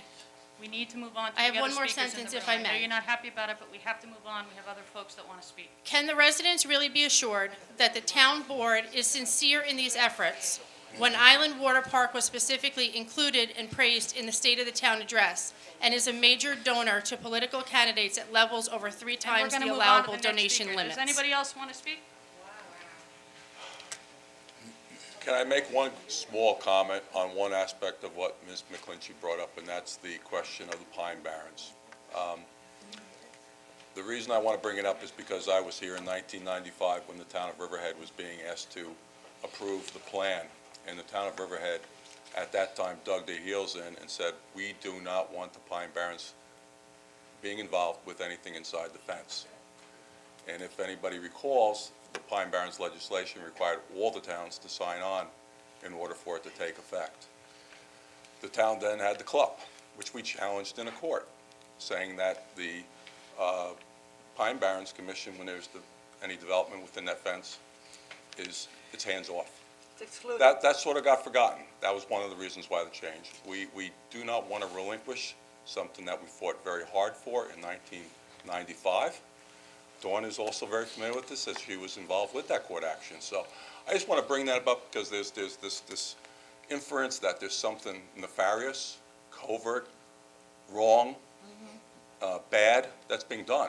And that's not the case when it comes to the question of whether the Pine Barrens Commission should have an involvement with any development within the side of the fence. And that's why the town took that position. We do not want to relinquish something that we fought very hard for to achieve as part of that Pine Barrens legislation being adopted. So I just wanted to point that out. And it's a legal opinion, Because that's, from what I understand. that is factually based. We did have the court action, and you I can look just- at the court I proceedings. just want to add that, the comprehensive land use plan specifically says that anything within the fence at EPCAL is considered non-development, and it was done intentionally. And Anne Marie and I fought very hard in Supreme Court when the Pine Barrens Commission tried to keep us from building the park at EPCAL without their approval. So the residents of Riverhead would have been deprived of a park because they didn't consider a park economic development, which is really kind of silly, and the court totally agreed. And so I think critically important that we continue that position and maintain that in the way we've been doing. Again, it's a desire to make sure that there's not adverse court decisions which become stare decisis or res judicata or some other precedent against the town. So that I just want to point out, that's all. Thank you. In addition, hold on, it's on the same topic. In addition, in February 2020, the Pine Barrens did hear on the Island Water Park, even though there was that provision, and it was put before the entire Pine Barrens Commission, and they voted unanimously through resolution and agreed that they had no jurisdiction within that area. So there's a resolution, 4 commissioners voted on it, Brookhaven, Southampton, Riverhead, and who's the other one? Southampton, Brookhaven, the County Executive's Office, okay? Individuals, not related to Riverhead Town, have the interests of the Pine Barrens, and those 4 individuals, one of them was myself, I am one of those commissioners. We all looked at they presented it, we all voted, we gave them the law, a resolution was passed, it was unanimous, so we're gonna move on from that aspect. Catherine? So let's unpack a few simple things here. 1, there's not supposed to be work done before there's a final site plan. So no work should be happening out there. 2, this is being touted, nationwide as a mini Disney World. And yet, the supervisor is the one that has taken 3 times over the limit in donations from this company. So as someone who loves this town and cares about the future of Riverhead, that is very disturbing to me, and it should be to everybody who lives in Riverhead. And here we go with politics. She's anti-business. This isn't just politics. Anti-business. This is someone who There's cares something- about Riverhead, And and I'm so do speaking I. up, and I have every right. I don't work for you, I work for all these people out here. Yes, and so does everyone else. So does everyone else here. So we're gonna move forward. Again, it's the last town board meeting before the election, and now you're seeing your candidates at work. We're gonna move on, we're gonna move forward, and... Hello? Hi. Hi, John Cullen, Northville. Hi, Don. I do ride that bicycle path often, as you know. I've Okay. mentioned it many times here. Yes. The bicycle path was repaired with the $50,000 emergency job just recently. I rode the bike path last week on Tuesday, 2 o'clock in the afternoon, 1:30 in the afternoon. The excavator with the biggest arm you've ever seen is out there digging in the pond across the way. As you go right, the bicycle path goes right by the pond. So they're still moving a lot of stuff there. And I've seen that excavator, same excavator, and I'll tell you, the arm has got to be 50 yards long. I don't know how deep it goes, but it's going to pop something down there sooner or later. They are working there. If they're not supposed to be working there, they're doing something wrong right now. Clear daylight. You can see the guy out there digging that arm down there, pulling it up, putting it in a pile, and then it gets transferred to another pile on the other side of the trees. That pile, you can almost fit Home Depot putting all the sand inside that building. That's how big that pile is. It's a tremendous pile if you haven't been out to the site recently. On another note, I took a half ride and I came down through the roadway that takes you back to the path where the cars are going back and forth, north-south. And I noticed that the car situation there, the parking lot of all the demoed car, flooded cars, has got a lot of activity coming and going right now, from what I understand. Well, I don't even understand it. I saw it. They had trailers in there, forklifts picking up the cars and putting them on, taking them off. There were cars coming in and going out. I couldn't tell if there were more coming in or going out. But what I did see recently was that, listening to the water forum about the fire situation, obviously we had a fire there a couple of weeks back, but during that forum they said that the cars are slotted every 35 cars, and then there'll be an opening, like a fire in the woods. When the fire truck goes through, they have an opening for the fire trucks to go there. There's an opening, so they slot a spot so if there was a fire not to be had. But this video just goes right down the runway, and there's not a single slot. It's wall-to-wall cars right down with 0 slots. I'm not sure if you get out there and take a run down there, but you might want to, because during the water forum, it was told that there'd be a break, I guess you can call it a fire break wall, and there is not one there. So on top of that, I'll end it with this one question. Will the highway department be picking up leaves this year? They're supposed to. Is that a They yes or no? directed- Yes. Because I'll be putting them out. Thank you very Okay, much. thank you. So just an answer on that, I have been asking to put the car storage on the work session. I think this needs to be discussed. There's a lot of concerns about this. I had spoken to one of the fire marshals to see about meeting out there and looking at the cars. I think maybe the whole town board should consider having our work session out there and taking a look at what's going on there. Okay, anyone else?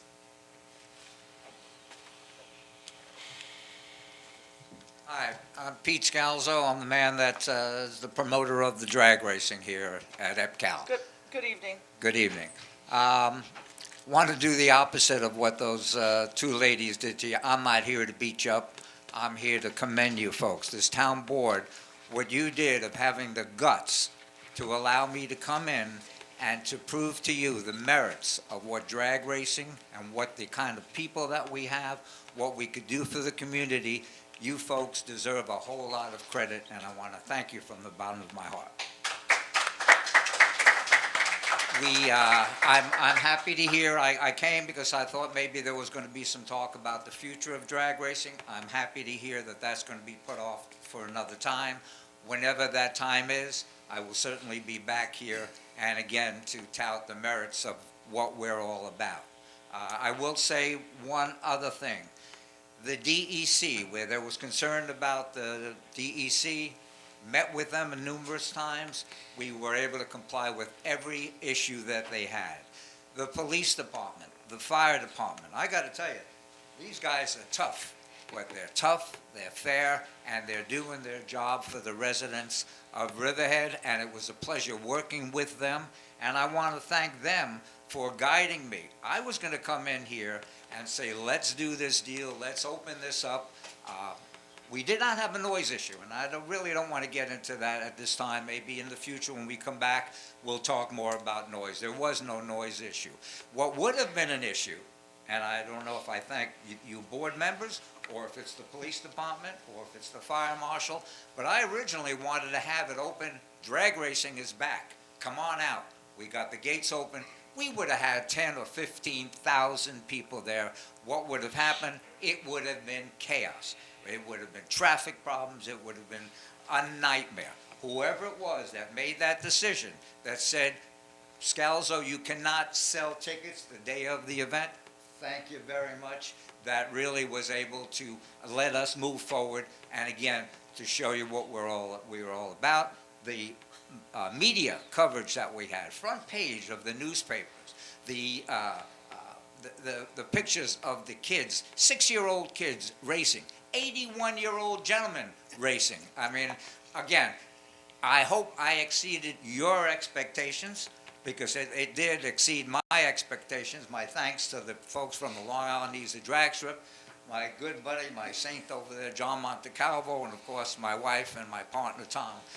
Again, kudos to you folks. You did a great job in allowing us to do our thing, and we hope in the future we can come back. That's to be discussed another day. Thank you. So I know a lot of the people in Riverhead really, as we spoke today, people in Riverhead really enjoy racing, and many people had a wonderful time out there. And I did speak with Mr. Scalzo today because I know that he really tries to work with communities. And, you know, we have had some people who live in the neighborhood across the street and sort of in the area that have expressed some concerns about the noise. So I did ask Mr. Scalzo, and he agreed to sit down and meet with them, and I reached out to them as well. And the initial people I spoke to said, yes, they're going to talk to the rest of the group, and I'm going to set up that meeting. And I think that will be helpful moving forward. Okay, and we did have the Thank you for discussion. that. Yes, you're welcome. We did have the discussion today, and I'd be happy to come back, but, you know, I don't want to get into politics, so I would appreciate this is done after the election. I think that's not fine, Absolutely. yeah, I'm fine with that. I Thank think that's a good idea. Great. And you know what, it may take time for them to figure Great. out a plan, plus you'll have to come back for it. At any So, time, yeah. I think that will be helpful, and thank you for that. Thank you for hearing me. Okay. Anyone else?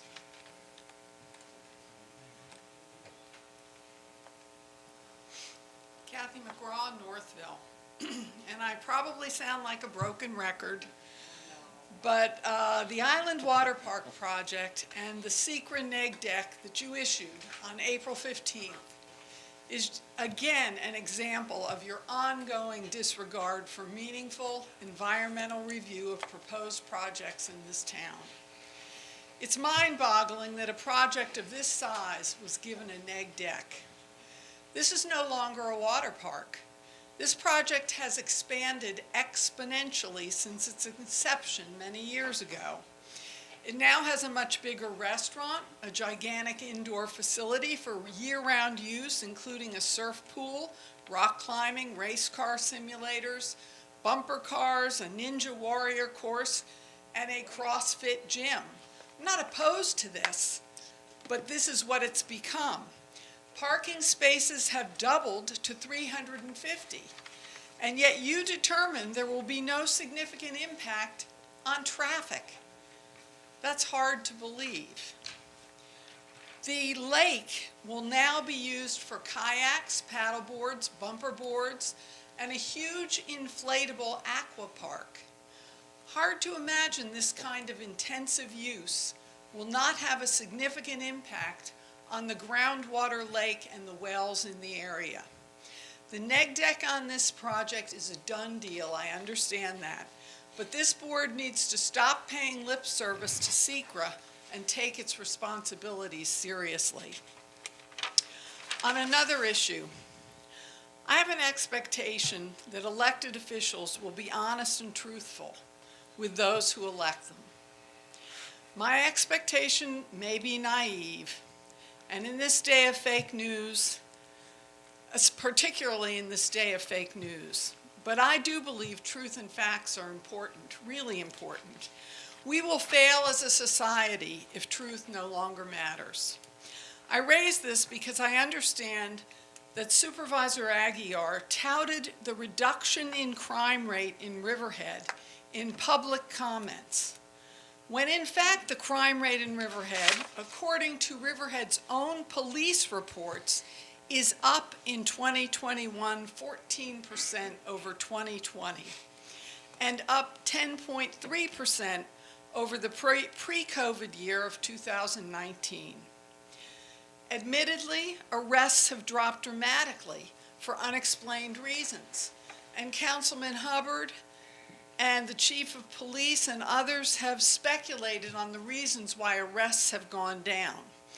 But crimes have increased. And I would expect a former New York detective to understand the difference between crime and arrest rates. Truth matters, and it especially matters from our elected officials. My last point is just a question I have, and it may be I don't understand the use of this town hall. I saw in the News Review last week that a candidates forum for the upcoming town elections, sponsored by the Mobile Manufactured Homeowners Association of Suffolk, Inc., was scheduled to be held here this past Saturday in Riverhead Town Hall. It just struck me as a peculiar use of the town hall facilities. I may be just not understanding the use. I wrote to ask the town attorney, Mr. Kozakevich, I sent you an email asking about this use, but I got no response. That was last week?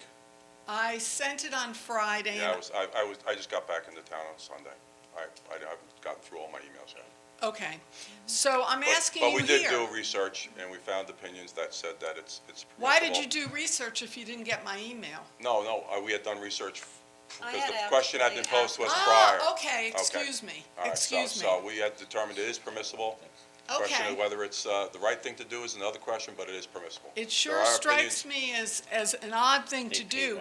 And all I would say is, if this You civic, have 30 seconds left. if this civic association can use it for a candidates forum, I would expect that the town hall will be made available for use by other civic associations for matters of important interest to the town residents. So I would say to John McAuliffe, organize a forum here on important issues and have the town board let us use, all of Riverhead, use this town hall. The Mobile Home Association pays rent and the usage to hold their meetings here, and so they have an agreement. Mr. McAuliffe wants to They're rent right out the here. building and hold a Did meeting. you want to They're come gonna rent over? it out. Bless 'em. They're right here, They they rent. rented it out. That is a different thing from that isn't a meeting. That, you had a forum here for all the candidates. No, that's not true. They held their meeting. They Here. invited people to attend It was their advertised meeting in the for News their Review. constituents. It was advertised in the News Review Okay, as this is a forum comment for section, so candidates. let's just, again, this is a But I comment section. understand it's legal. Thank you, There is Mr. and it's a Kozakevich. distinction where there's compensation being paid for the use of the room, too. Okay. Thank So you. we're gonna move on from this, and I just wanna make, a note on the reduction in crime. Yes, there was a substantial reduction in crime during COVID, over a year and a half. Throughout Suffolk County towns, the crime rate went substantially up, and in Riverhead, we met with the chief, there were some efforts that we put together, and it went substantially down. We are seeing an uptick, and we're starting to see some shifting, but we're gonna be working on that. But that is a fact, and we're gonna move forward. Good evening. Chief, is that correct? During COVID, our crime rate, I know you're questioning it, during COVID, our crime went substantially down, and throughout other towns, they saw a tremendous increase in shootings and in robberies. And she's just, the councilwoman wants to, wants you to confirm that during COVID, if that was the case. Well, and I did read the article, which was referring to justice reform, I kind of and you eliminated 2020 because of the pandemic and the closure, so I don't really focus on those numbers. I kind of compare 2019 to 2021. That's how we're gonna start, yes, we are moving in that direction. And it says that right on the report, we've noted that. Yeah, okay, chief. All right, next, thank you.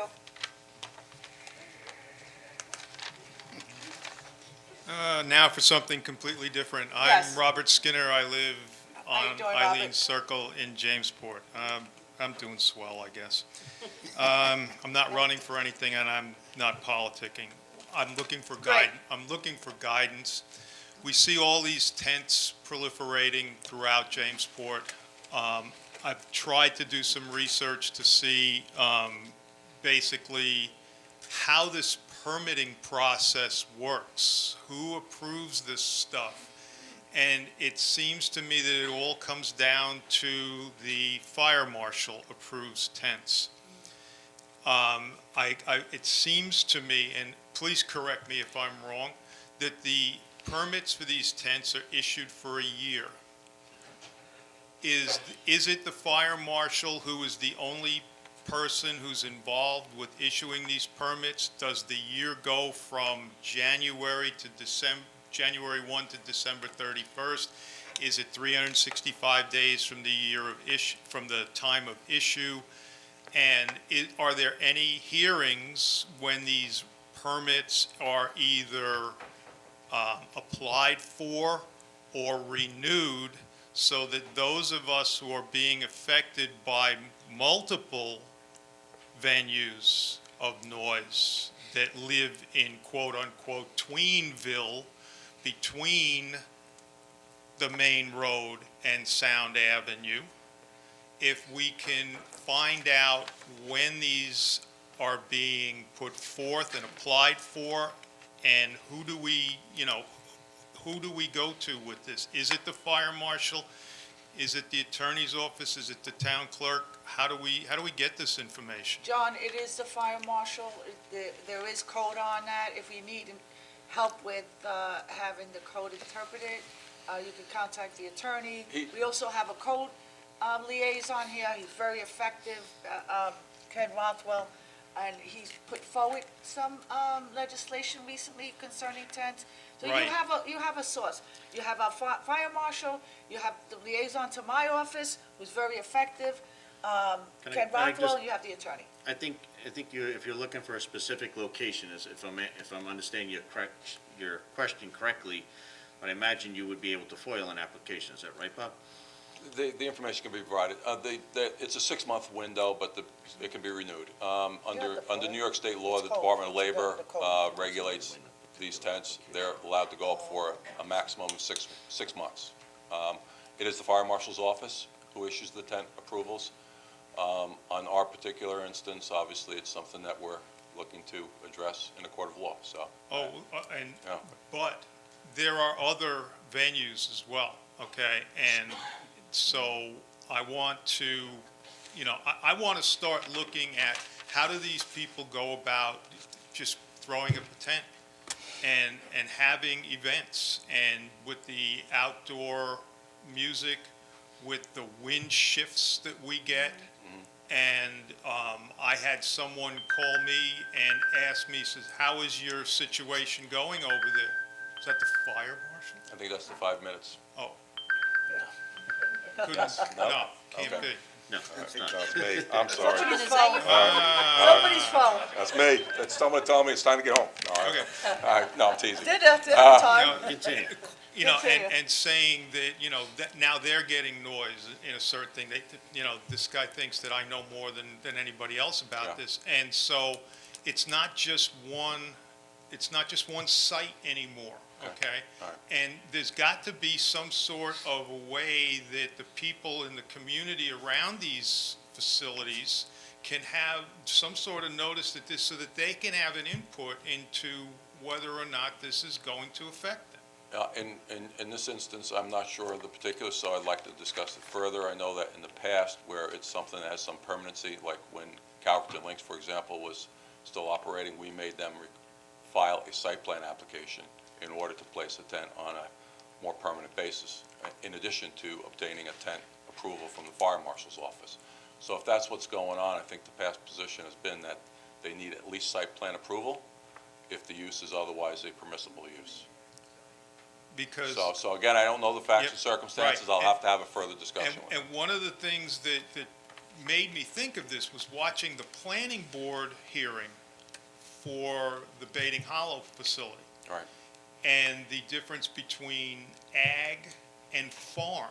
That was fascinating to me, to see that you could actually have that much of a delineation between ag and farm and the type of music and whether or not it is amplified or not amplified. And I don't see how that there can be any, especially in light of the 2022 plan, the master plan, when I went to the meeting at Shade Tree Lane and they started talking about all of these, hopefully restrictions with noise and music and how that can fall under the purview of the fire marshal. Sir, we're over 5 minutes. My fault. I missed the 30-second warning. Okay, no problem. So, Thank you, I John. just wanted to Thank say you. one thing on that. Certainly I think our noise ordinance code could be stronger. I think that's something that we should take a look at and update. And also, as far as these venues where they're having music, and some of us who live in Baiting Hollow, we hear it. We hear music as well, depending on how the wind's blowing. I think that's another reason to have code enforcement, have some code enforcement officers that are on 24 hours so that they can address the problems that happen sometimes at night. Okay, thanks. We do have officers on a Saturday, and we do call them in on overtime. To waste money on having code enforcement officers at 12 midnight on a Wednesday when nothing is going down is not effective, but we are working on that. We just hired a new code enforcement officer, and we're getting 2 additional cars, and we're getting computers.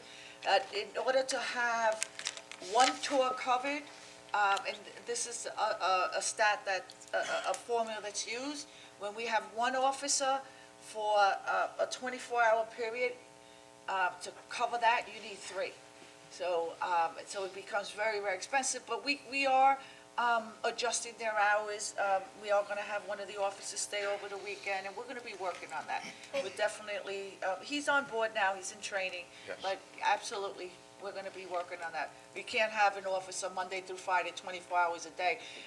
It's gonna be a huge expense, but there's ways of mitigating what you're talking about, especially on the weekends, or maybe during the summer, Thursday, Friday, Saturday, Sunday. We understand that, so we're working on that. Because over this winter, I intend to work diligently because I do not want to have to go through this next year. And there are other people in my neighborhood who are the same way. So I'm just trying to get a leg up on this to get started. It's going to be a long, cold winter, and we intend to do something. Okay.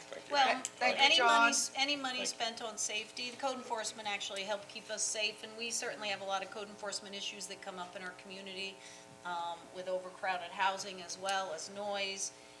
And certainly money spent on safety, I think is money well spent. So I do think we should look at I know Southampton does it, and that's something that we should look at. Okay, anyone else want to come forward? Good evening. My Been name is Brian. entertaining so far, hasn't it? What was that? It's been entertaining so far, this Oh, meeting, huh? absolutely, absolutely. They always are. I enjoy That time of year. I enjoy the public unfortunately. speaking side of things. Okay, You know. welcome, good evening, and who are you, Good sir? evening. My name is Brian Cohen, Brian founder. Cohen? Brian Cohen, C-O-H-E-N, founder of Strategies of Success. And I'd like to give you my observations of what I saw at that drag strip. And this was the last day that I went. But I had looked into it prior to, I host a podcast, so I looked into it prior to see what it was like at the thing. And what I saw from afar, just by photos, was a lot of people having a good time. When I got there, I saw something a little bit different. I saw a lot of families having a good time. The one day that really stood out to me that I was watching in advance was September 4th. That was the day they had Beat the Heat there. Beat the Heat Inc. is the website for it, and that is the police departments racing against the citizens. That program got started in 1992. The idea behind that was to build up community relations between the police department and some of the folks that were racing their cars in less than ideal locations. It also helped to build relationships between some of the more at-risk things. So as you move forward with the contemplation about the idea of a drag strip again and this thing happening, that's just one thing I'd like you to consider as you move forward. The other topic to consider as you move forward would be the economic impact of this thing. What I had heard from them, and I led a panel discussion in July of 2019, and one of the things we discussed over there was some of the major growth areas on Long Island. That was the Islip MacArthur Airport, Ronkonkoma Hub, and the possibility of a drag strip. Well, that possibility of a drag strip through the town board over here became a reality this past summer. The economic impact that was done by a study says it's about $17 million. Can't really attest to that. I'd love to see that move forward. So my thought to you on that one was to speak to some of the local businesses and see what the impact was on just those 4 weekends where people came. And one of the things that I found interesting learning about all of this is the amount of money that these teams, and these teams were families too, which is really wild, but these teams spend going over the bridges, going over to these tracks in New Jersey, Connecticut, and upstate New York. What if they didn't have to spend that money in tolls, which is about $125 when you're talking trailers, and spent that money over here? That's an economic impact that's direct. But the biggest thing, when really something to consider, is what we experienced on October 14th. I'm a member of the Hauppauge Industrial Association. Many of the folks over here were kind enough to support me in that effort. Some of them brought their own race cars. But the group of people that brought the car that they built, that they're building, and the boat that they built, was the Oceanside High School. Granted, it's not in Riverhead. But these kids were in the technology program. They were building a race car. They were building a car, and they built a boat. What do you think they learned by doing that? Patchogue Medford was there also. Patchogue Medford brought their virtual enterprise group students to this thing. My feeling is that with a drag strip, that would create more activity with the automotive programs. That was where I started with it. What I didn't know, that would create more activities inside of the high schools with the technology programs. Who knew? Then I found out a lot more about the civil engineering programs that were part of it. Who knew? Maybe you do, I did not. But I think that the idea of a drag strip would be a catalyst to some of the vocational programs that are already in place in these high schools, and that would get more students involved earlier in their years with learning what it is that they like to do, and of course learning what it is that they don't like to do. And yet, you mentioned H2M before, civil engineering program. These schools have got civil engineering programs inside of the high schools. A lot of these kids are getting firsthand knowledge of what it's like to do a study, also earning college credits as they go along. Now, I know from a parent standpoint and a college standpoint, college expenses are pretty high. But they're really high if somebody goes to school for 2 years at a community school or 4 years and they graduate and then they find out, you know, I really don't want to do that. Wouldn't it be better if they find that out when they're in 9th grade, 10th grade, and 11th grade? That, you know, this is something I really don't want to do? More exciting 30 seconds left. to talk about stuff that they do want to do.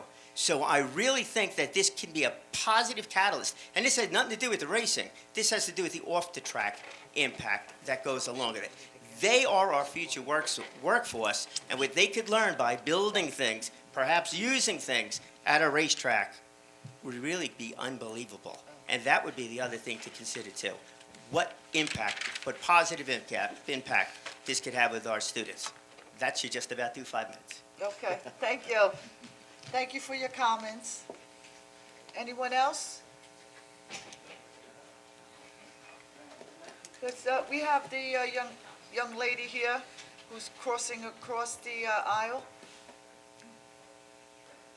And doing it with grace. Oh, she's just getting ready. How you doing, sir? Your name? Good evening. My name is John Wagner. John, I'm sorry? Wagner, W-A-G-N-E-R. Okay, John Wagner. And I- where are you from, sir? I am a partner in the law firms of Tillman, Ballin, Adler, and Hyman, Hauppauge, New York. Okay. And I'm representing tonight the Island Water Park. Okay, Island Water Park, got it. I came tonight to listen to the commentary and to clear up any misconceptions that might be presented to the board. And I would like to assure the board that the Island Water Park is being developed responsibly in accordance with all required permits that it has received, and it will continue to do so. And even within the last 2 weeks, I can report to you that in response to concerns that were expressed to the operators by the water district, Mr. Mancini to be precise, we have had discussions with the water district about installing monitoring wells on-site and possibly off-site to monitor groundwater flow across the site and to protect the integrity of the town's deep water wells in the area.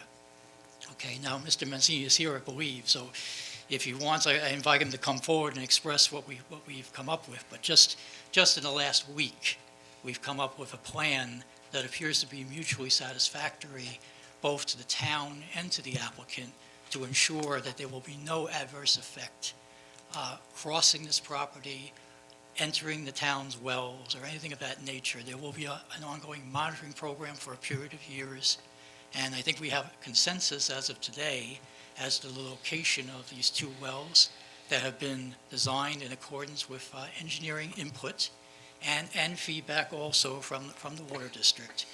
And this is part of what this applicant is doing. We're trying to respond to any concerns that arise.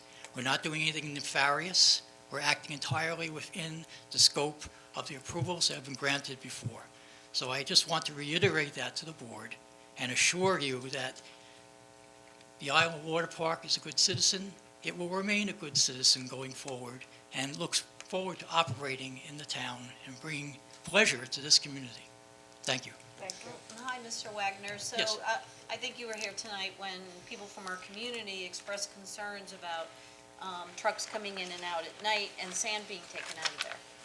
Okay, well, sand taken out of there is not an accurate statement. I mean, obviously, there is ongoing construction taking place pursuant to site plan approval that goes back to 2015, and sand is moved within the site periodically, and it requires heavy equipment to do that. So there's The nothing. trucks are going, I'm hearing about a lot of trucks going in and out at night. Well, there's no documentation of that. Who? There are trucks. Do we have who and any, Who says it? Catherine, who says trucks are going in and out? Well, people talked about it tonight, and I think maybe talk with Calverton Civic, maybe? oh, okay, Well. so you know about it, the civics and you, okay, so did you I want to I come heard back? it tonight. Toki? I see her Well- standing. Okay, yeah, but you brought her up, so you want to come up, Toki? I didn't bring her up, she was standing. Okay. it's all All right. right, well, Oh, you- thank you, Mr. I Wagner. think you asked a question, so I'm trying to Yes. address your question. Right. Okay, we can just get back to it. Obviously, heavy equipment is used in the construction operations, and trucks are brought in to effectuate that work, okay? There's no indication that materials are leaving the site. They're moved around within the site as appropriate for the development of the project. And sometimes trucks are brought in for that purpose. Obviously, we're not storing trucks on the site. We have to bring equipment in from outside to accomplish the tasks at hand. So that's what's happening. Anything else? Not at this moment, thank you. Thank you. I have a question, I guess, rather than have this debate. Mr. Wagner, if you can come back up just real quick, because we have had at least one report of trucks leaving and entering the site, and the trucks were coming from a different location in the town, and this was happening at 3 or 4 in the morning. A police officer was assigned and observed the truck go in or out, but did not observe whether there was material in it entering or material in it leaving. What I would ask as counsel for Island Water Park is if we can get a representation from you that you speak to your client and, state that there would be no such activity going on between the hours of 6 or 7 at night till the following morning, 7 or 8 at night, because there should be no reason for that to happen. I'm not sure why that would happen, but is that something that you would be willing to do and undertake with your client? I will speak to my client as Thank you you. request. Okay. I Thank think you, that's Bob. very reasonable. Okay. Anyone else? Toki, did you want to come up? Good evening. Grace Swift, Calverton. First thing I want to address is the lady that brought up about our forum that we had on Saturday? Do you know what MMHOA is? She's asking a question of Kathy. For the record, it's Mobile Home Owners Association. Grace Grace, if you would address the board, If please. you could Yeah, address just the board. address, Well, it's the Mobile Manufactured Homeowners Association of Suffolk. We have been using this room, I think, for over 40 years. I came to the organization in 2002, and they were using it way before that. We pay to use this room 9 months of the year, except during the COVID. As a private organization, we have a right to have whomever we wish. We were questioned this year for the first time, and so we had to go to the legal department, and they cleared it, being that we pay and we are private. We made sure we did this correct. We had every Republican running in Riverhead. We had every Democrat running in Riverhead. And being that we have quite a number of membership in Southampton Township, we also invited all of theirs. They chose most of them not to come, but Riverhead, everyone did show up. I don't see where there was a problem with it, and it was cleared, and it was done, and I think everything was successful. Now I'll talk about the drag racing. They were there 4 weekends. Diana and I were there 3 of the 4 weekends. It was absolutely marvelous. It was amazing, the amount of people. I didn't see anyone that wasn't happy, without a smile on their face. They were sitting in the back of their pickup trucks. They were picnicking. It was just beautiful. There was no problems. And there are a lot of people with diverse thoughts and things they would like in this town, and you just can't go around stomping on the ones you don't like. There are other interests, and I'm sure they will come up with a board that will receive these type of thoughts. And I can tell you, it was one of the best things that's happened.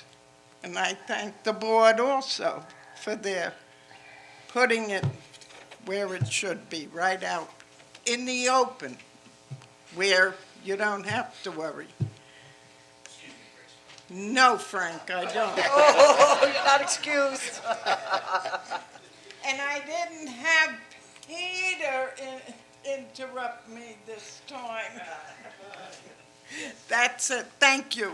Thank you, Grace.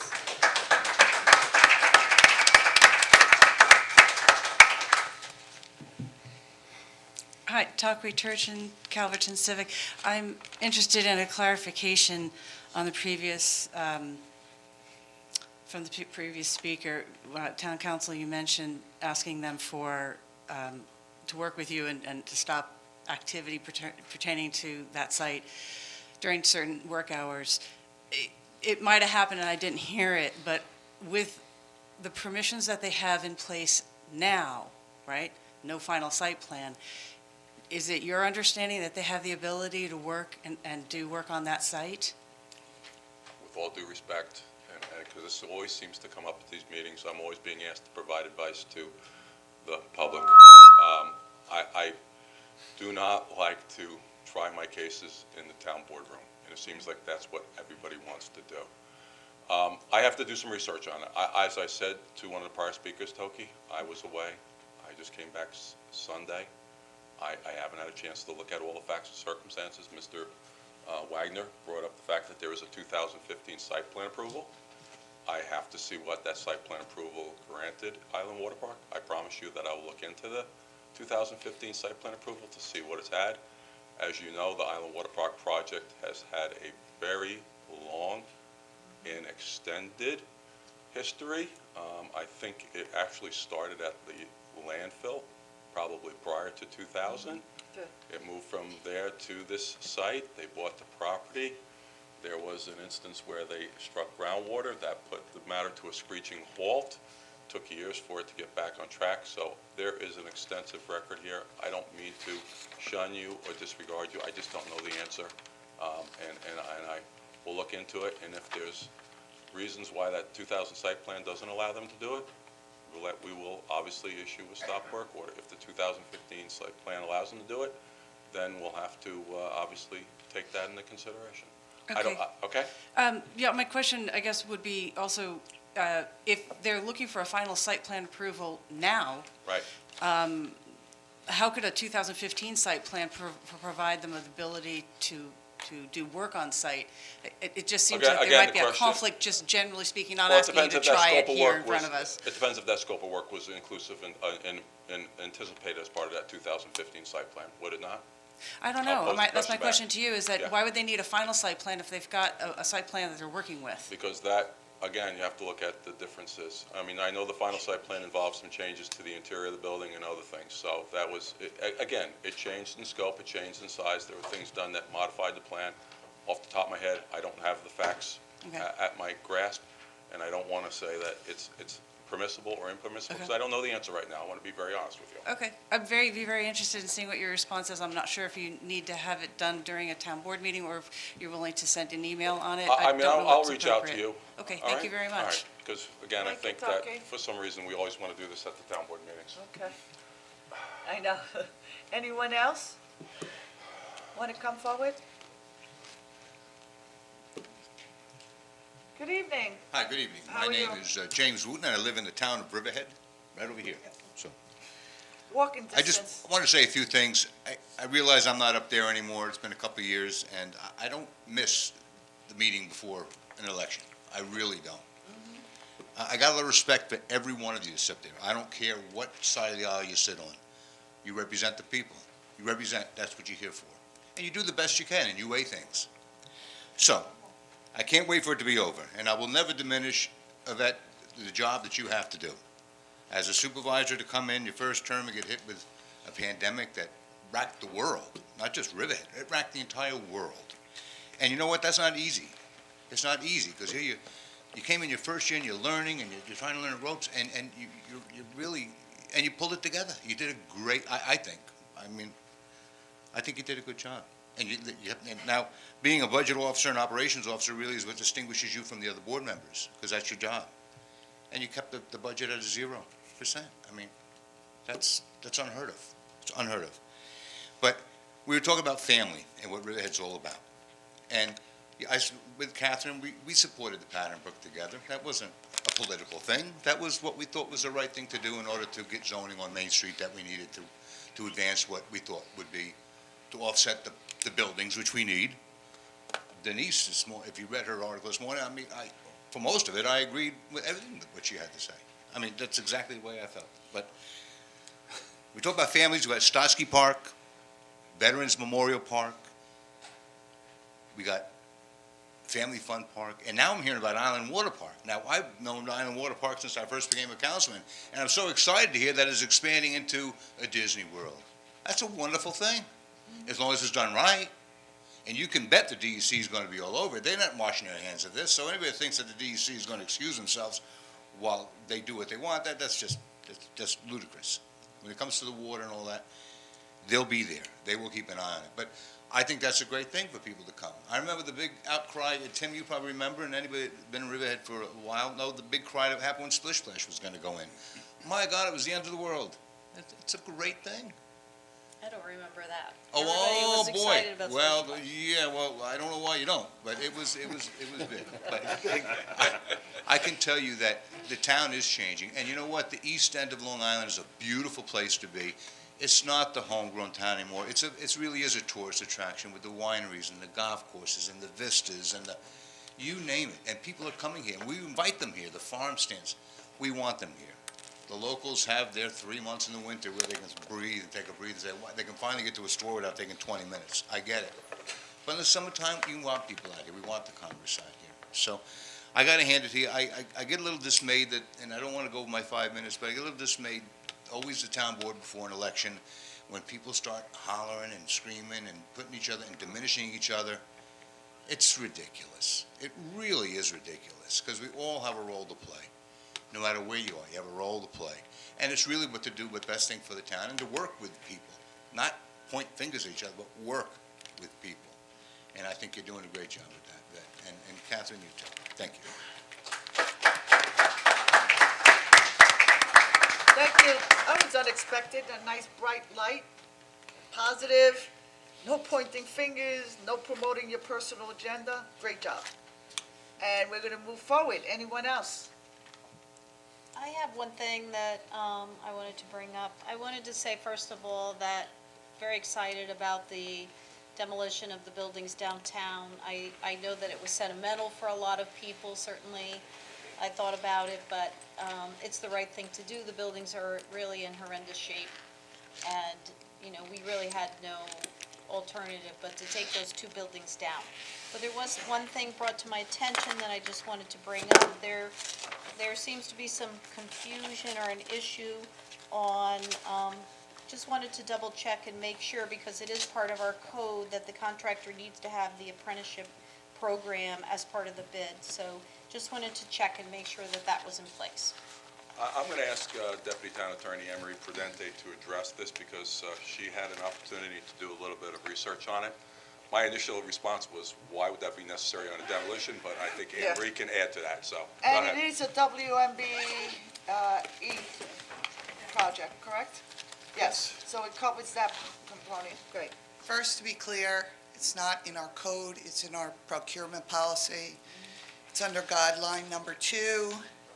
I'm not going to bore everybody with reading the entire procurement policy, but suffice it to say, under guideline 2, last sentence, in addition to compliance with general municipal law and finance law recited above, public works projects involving construction projects as defined in labor law section 816B in excess of $250,000 and/or 1,000 square feet requires apprenticeship.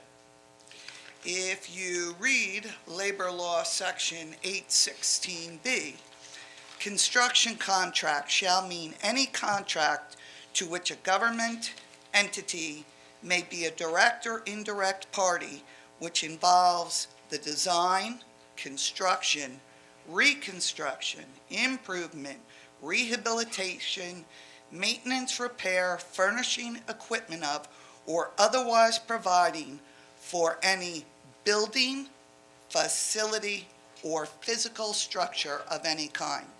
Here, we are doing demolition. We are not rehabbing a building. We are not constructing a building or a physical thing. We are actually physically removing 2 buildings and bringing them to dirt.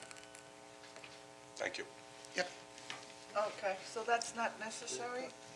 Thank you, Anne Marie. You're welcome. Anyone else want to come forward? Okay, I think we're gonna move forward, and can I have a first and a second to close the town board meeting and open up the CDA meeting? Motion? Second.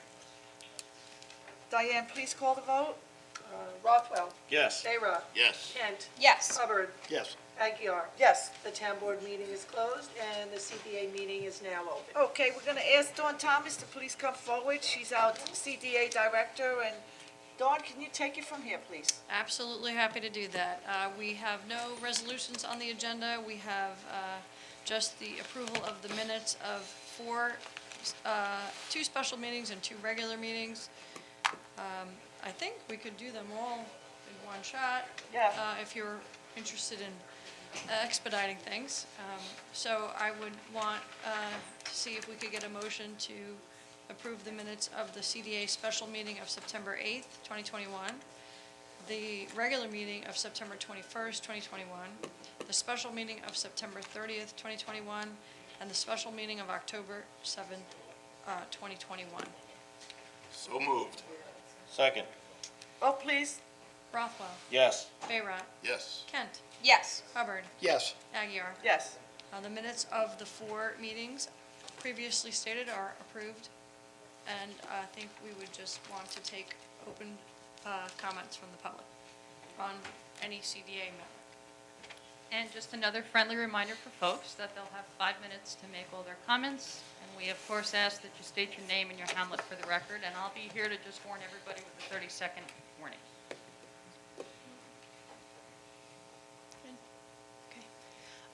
I just wanted to speak on regard to the car storage. I know that this came up earlier, and it seemed like the town board was eager to revisit it, talk about it, figure out what's happening there.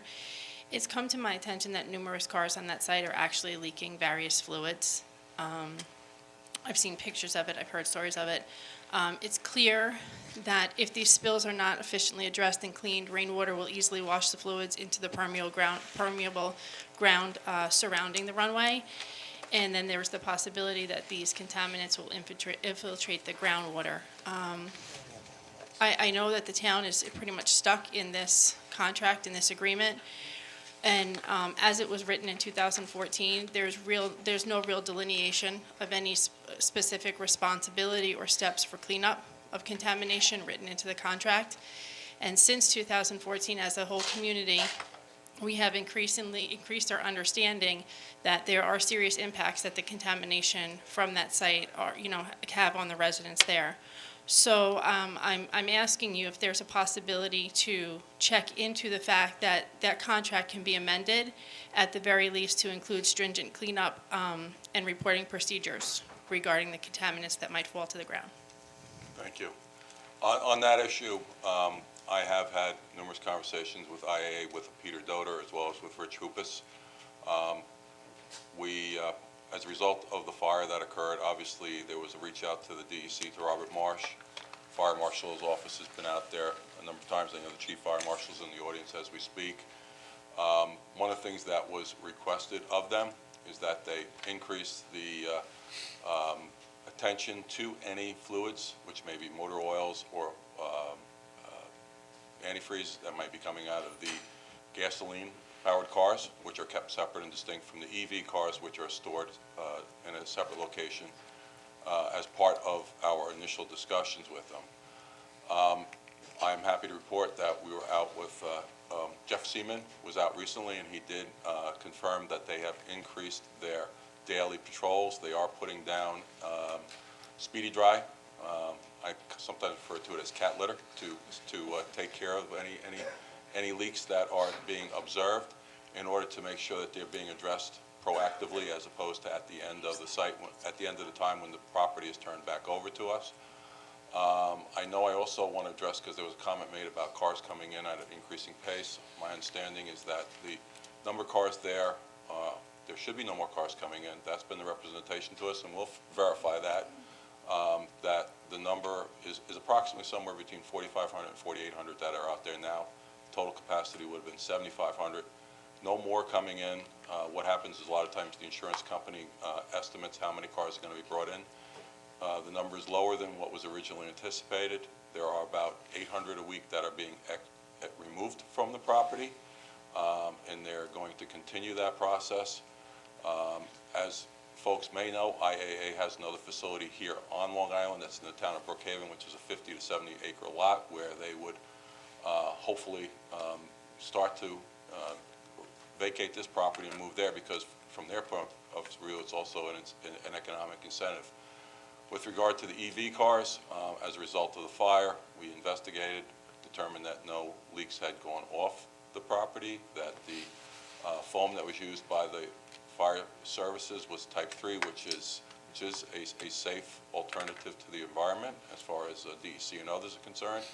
The cars were further separated so that there's a 20-foot separation between those as far as the EV cars are concerned. I will continue having discussions with IAA, and we'll continue to go out there to make sure that they're doing the right thing. One last thing, I know that this has been brought up between yourself and the water district. We know where the groundwater divide is, and the predominant amount of this property, the 7,000-foot runway, is above the groundwater divide. We hope it never gets into the groundwater. We're watching to make sure it doesn't get off the surfaces, but in this instance, if it did, it would go in a northeasterly direction as opposed to a southerly direction. But I know that doesn't bring you a whole level of comfort, but that's what the modeling and what our groundwater divide shows. And certainly the water district superintendent can further address that if need be. But I wanted to make those comments. Bob, also the electric cars I know are more challenging for fires, so, It's and there aren't challenging that for many everybody. of them there, so can we amend it so we can't have the electric cars there? I can certainly ask them to remove them from the site if they have the room at their other Brookhaven location, and I will do that. Yes. Kathy McGraw, Northville. I'd just like to say that the demolition downtown is very exciting. The movement on the town plan, the town square, is wonderful, opening up the town to the river. And I'd really like to thank Dawn Thomas and all the people in the community development jobs who are working so hard to get so much money for these projects. It is a wonderful thing for Riverhead, and I thank them very much. And I'll throw in our deputy town attorney too, Anne Marie Prudente. Yeah. Engineering, definitely. I know how hard Dawn and Anne Marie work together on that. And the support of the board. Those, right? Very important. Thank you. Anyone else? Okay, Dawn? Okay. So we can move to close the CDA meeting and reopen the town board meeting? Need a motion and a second. Did we close it, or did we? We closed. Okay, So we're just so then gonna- we should just move to I get to close close it. the whole You get to thing? adjourn everything. Okay. We need a motion to close the CDA meeting. I'll make the motion. Second. Rothwell, Yes. Bayrat, Yes. Kent, Yes. Hubbard, Yes. Aguirre. Yes. The meeting is closed. Good evening, everyone. Good evening. Thank you, Dawn, again Thank you, for thank you. everything. Now we have to close this one? Already done. Oh, she just did it? Great. Because I have it down. Everyone, please be safe. We're here. Contact our office. We're taking a list for vaccinations, for booster shots, and weather's great. Get out there. Please be safe. Thank you.